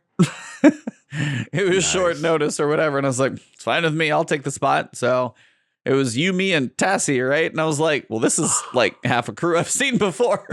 I was like, there were no nerves. I wasn't on there with like, you know, I wasn't on there with Destin or anybody. It was just like, I was like, this is like the last word, just on a different label. So it was very easy chat. And I'll get Destin on this show one of these days. I Yes, just need to wait for please. him to stop having an infant child. yeah, he's got to get a little less busy. But yeah, DCP was legit Yeah. because I mean, yeah, the other pieces like Ash does her art and the way she did the cheetah for me, and that was like my face reveal because I actually hadn't done my face at that point on camera. With the split with the Leviathan. There was like a couple people who had probably seen me do it on one stream, probably literally a year and a half before that happened. Like almost in early, I was like, oh, should I not? And then I was like, nah, I just won't. I didn't do it in the YouTube videos, but there was probably like one random stream out there with it. But most people had never seen it. And then she was like, here's the cheetah armor, here's the face. And then like I start the podcast and then I like talk to me for a little bit and then I turn it on. It was, yeah, DCP was, and that's again, like those are people from Planet Destiny, now DCP Live, watching them forever. So, I mean, that was really cool. They're a ton of fun too. And it's just always, how many podcasts are about one game? Bro, I've been watching them for so long, bro. When they from the Planet Destiny, like I remember Holtzman was a big influence on me. Like I would live for his like weapon reviews. Obviously, Cactus has been. I just think about like all the content creators I follow and then got a chance to meet, and then I think about all the people that we've had on Last Word who you've introduced me to that I didn't even really know about and how awesome they are. You know what I mean? Like we had Bungie on too. Like let's be honest, right? We had you know. Composer. Shout out to the homie. Yeah, shout out to the homie. Sky, thank you. You know what I'm saying? Yeah, it's Yeah, like with Sky Sky Lewin, Lewin you on, know what I talking mean? to him. I mean, but yeah, I was like sitting at GCX. I was talking to Nine Hydras for a while, picking her brain for a while, talking to, I think his name's Danny. Like just, I mean, I could sit there and talk to those guys. I met Blake. I met Deej in his head. I got to shake Deej's hand. That was yeah, but it's like I met Blake at the bar. I'm trying to think who else I met. One's not there anymore. But yeah, I was like, man, GCX, I cannot wait. Oh, Pinot. Oh, Adam. Hell yeah. Adam Pinot. Yeah. Pinot. Salute to Champino. him. Yeah. Oh, dude. Yeah. Follow him on Twitter if you want puns, dude. His are fantastic. Hilarious. Remember when he was asking us about a Gambit? And Yeah, versus what we Gambit liked about Prime, it. which one should go? He Yeah. kind of hinted it was going to go. Yeah. One of them. Which one? Yeah. Yeah, that was dope. Yep. That was dope. Mesa, like so many people, man. And we got a bit Jarv. We had Jarv. Listen, the community's amazing. It like Yep. CB, Red Queen. The list goes on. Yep. So many dope people in this community that's just been awesome. And because of this damn game. Yeah. There's artists who have careers. They're Monkus. just careers have been paid. Like it's Bife, Mylan. Bife. Damn. Yeah. We done did it, man. Firing range now with all of It those was just guys. the beginning. Because now you got Fallout, Cool Guy, Drewski, Kimmy Cakes, and why am I forgetting one? Oh, yeah. Oh, Merc. Mercules had him on here. We had Merc. Yeah, Merc. Spreadsheet Master. And you had old Crucible Radio with like Bones and stuff a long time ago. No, Nem. yeah, I mean, I'd have to go back through the list because I know I'm missing way too many. Our 4-hour show with OB Katie Cat. OB Katie Cat. Like right at the end. Yeah. Yeah. A lot of people. A lot super excited. We got to get Send It On My Back for Trap just so I can see them geek out on PvP. Oh, yeah, they're going to go absolutely insane. I'm just going to have to like record it and just kind of like listen, take notes. I'll be over here with my notepad writing so I can take all these notes and then I can just have so much slander come my direction. I got a question for Trav. I never asked him this. What was the first time you kind of came across us and heard us? I'm very curious, like, how that... Because I know we got Teddy as a link. That's one of our links. But I'm just curious, like, when did you come across us? Yeah, because we had Teddy. I knew Teddy before I knew you guys, but I'd never met Teddy in person. Teddy and I had just been in each other's orbit and not seen each other. I honestly think, Cog, I think I just met you on Fireteam chat. So I'm kind of weird, especially for a Destiny guy. I don't watch any shows. I don't watch YouTube. I don't watch any Twitch streamers. So like I make content that I would never consume. Like I would never watch a show. Fireteam chat is the one show I watched, but only because I worked with all those guys and I knew them. So it was like I was hanging out with friends. Like I listened to some of IGN shows, but Yeah, I think I just met you on Fireteam Chat, Oh, so that and was our first time. That was I your was first like, time this even guy. knowing I about was me. like, yeah, I think it was the first time I'd heard of you at all. And I just remember my takeaway from that was that you had a really good laugh and you were funny to hang out with, and that's something you're always looking for when you do podcasts and stuff, is because like some people are just not that interesting, and that's never a good time, you know. I've talked to just people who just don't have a lot to say, and it's never good. So I was like, oh, he's on my mind. And then I think you or E reached out to me and had me on the show, and it was love at first sight. You know? Oh, bro, that's it. When they were like, bring him back. Remember E? They was like, we love when Travis is on. Yeah. Bring him back. And then he came I'm back very again. surprised to hear that, considering that I think the first 20 minutes I was talking about Star Wars. I was telling you guys the McClunky origins. I think that was our Yeah, but we had to get the segment. We had to get the McClunky though. I mean, that you literally say it every time you're on Fireteam Chat. I'm like, all right, now we got to know. Mm-hmm. I immediately insulted E by telling him that he looked like Dallas as a human. And oh yeah, remember that? Remember the I got cowboy slandered boots thing? hard. Yeah, Yes. Yeah, I was like, they're never gonna have me back. Talk about Star Wars for 20 minutes. Call That was it.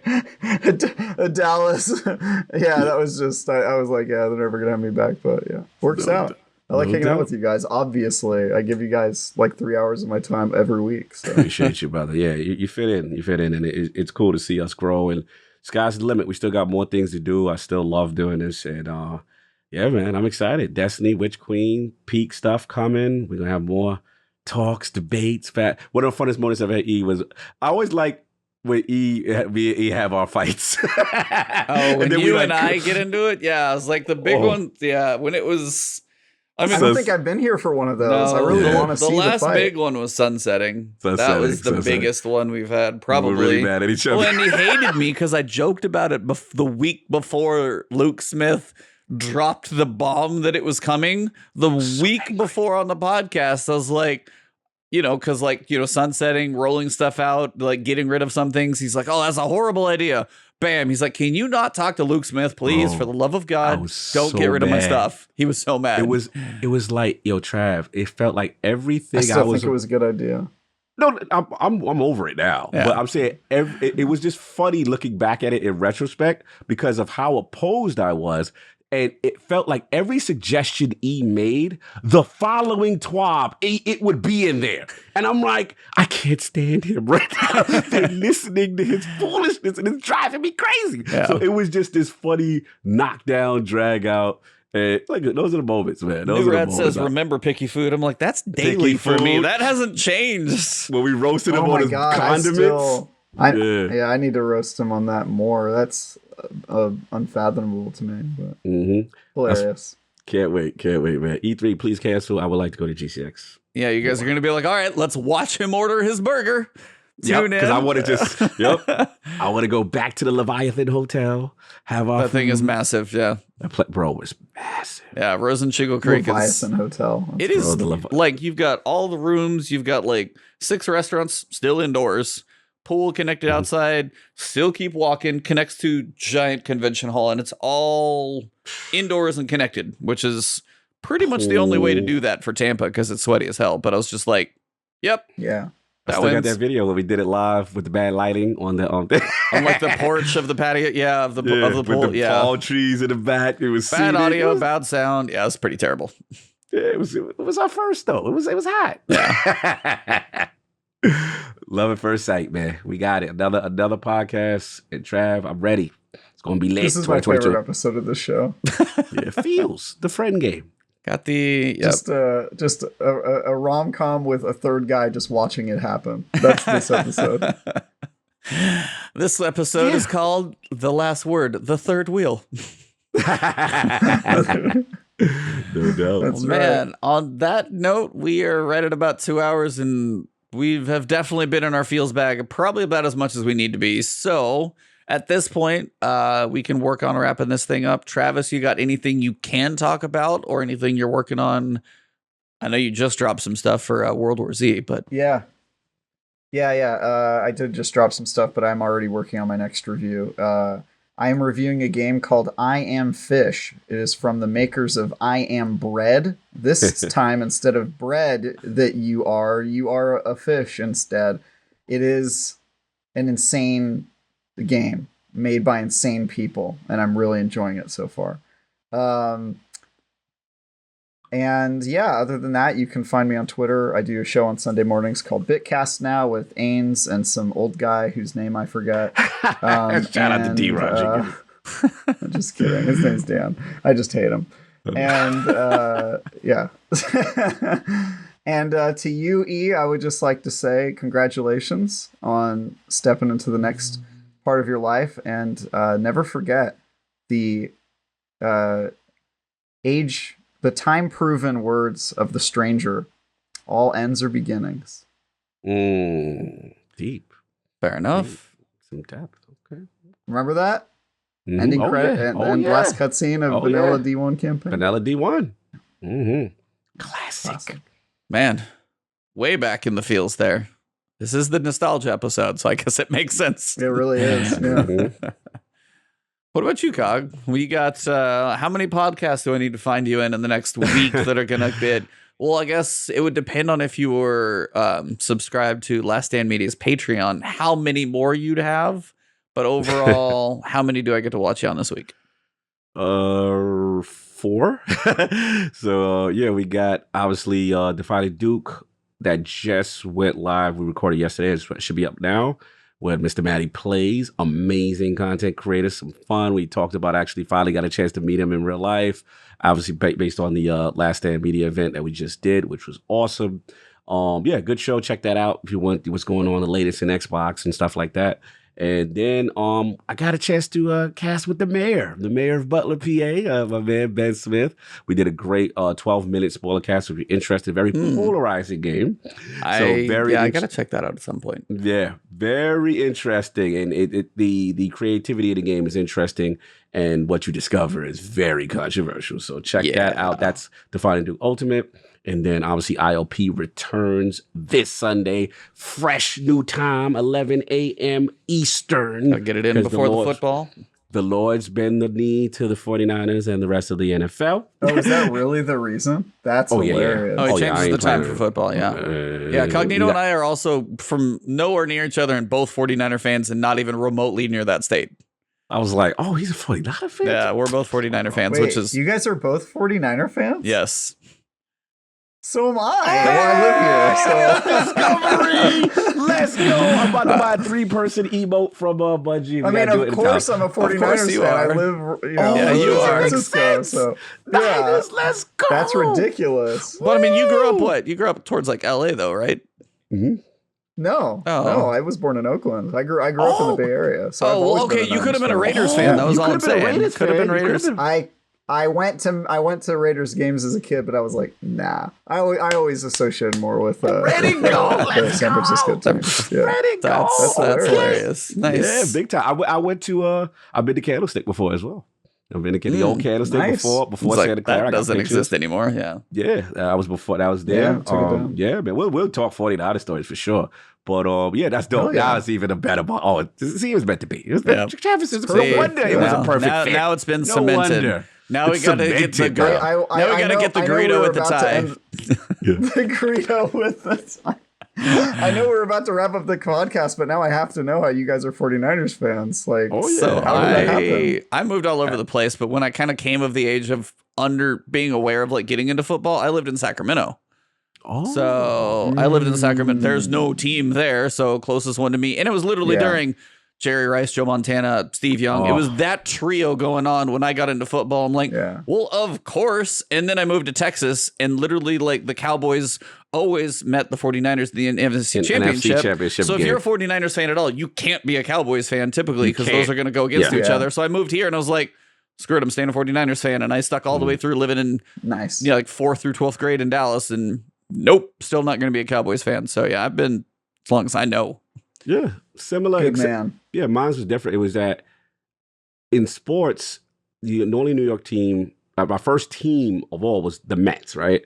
And if you're a Mets fan in baseball, they're just like the Bad News Bear. They're just the most they'll lose in the most embarrassing, heart crushing ways known to man, right? Oh, I know. So yeah, as a Met fan, I remember now getting into football. I'm like, wow, I'm kind of like I'm learning the game. I'm getting older, and I'm starting to learn. And I was like, ooh, what's this team with the red and gold uniforms? They look cool, right? And I just started watching them, and mentally in myself, it must have been something subconscious, like I'm never doing a New York team again after the pain the Mets put me through. Right. So I'm never going to be a Giants fan. And actually, I definitely can't be a Giants fan because I remember I was like, who's this Joe Montana everyone's all crazy about?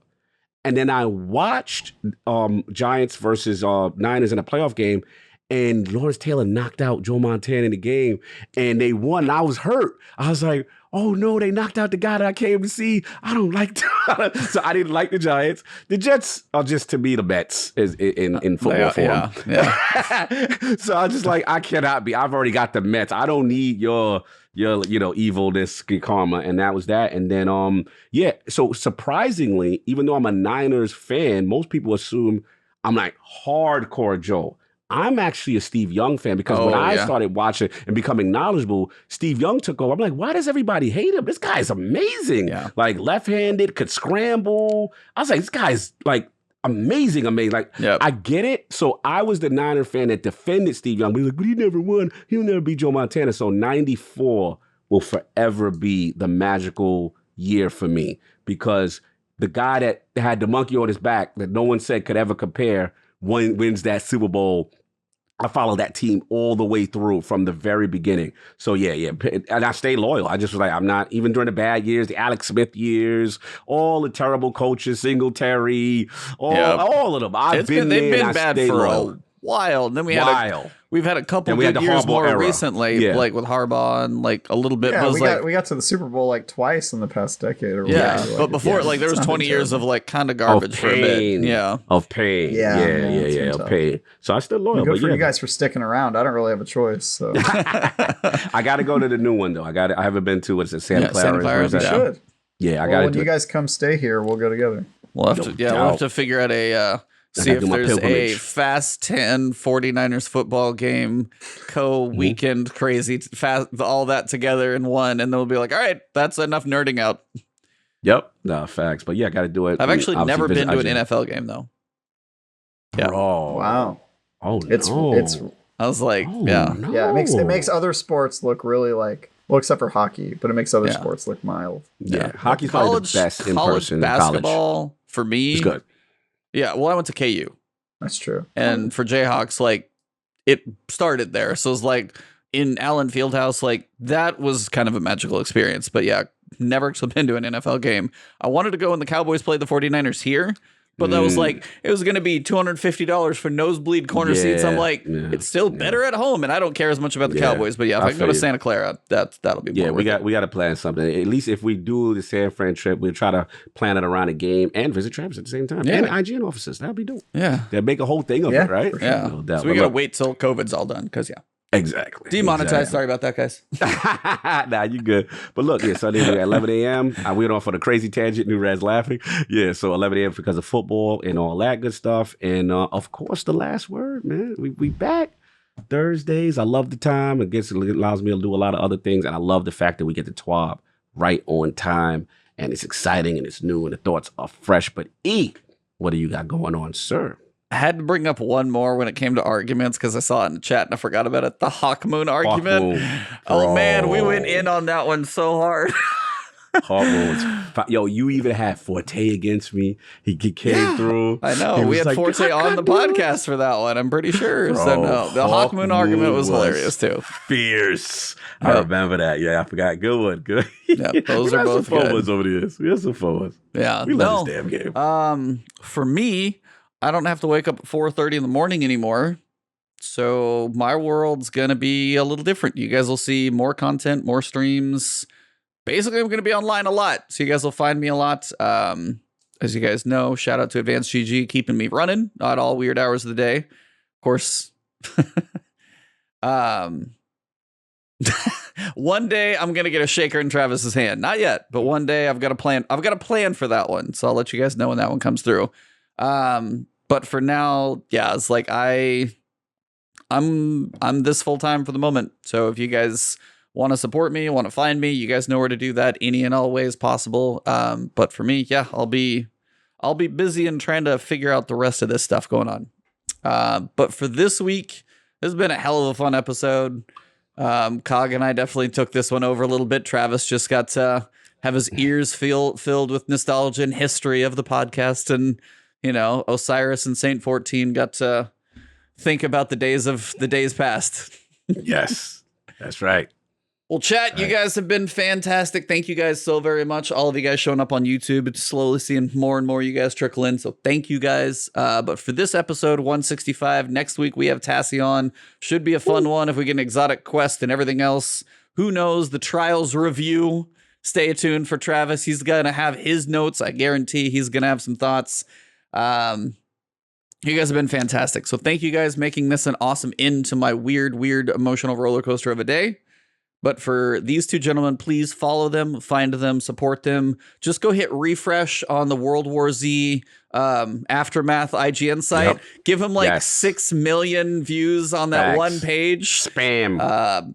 Please go support Last Stand Media. They're doing good things over there. I can't get through the Philip interview, by the way. Yeah, bro, it's tough, right? I got about 25 minutes in, and I'm like, I got to listen to something else. I'm going to lose it. So, yeah. I listened to the whole thing, and the whole time I was just... the most polarizing. That is a hell of an interview. But again, go Defining Duke, go support this man out there. So you guys are all amazing. We love you. Thank you. And for this episode, it has been the last Guardians word. I'm the last word. I don't know if that was intentional, but that was definitely intentional. It was. That was definitely. You guys are amazing. Have a good one.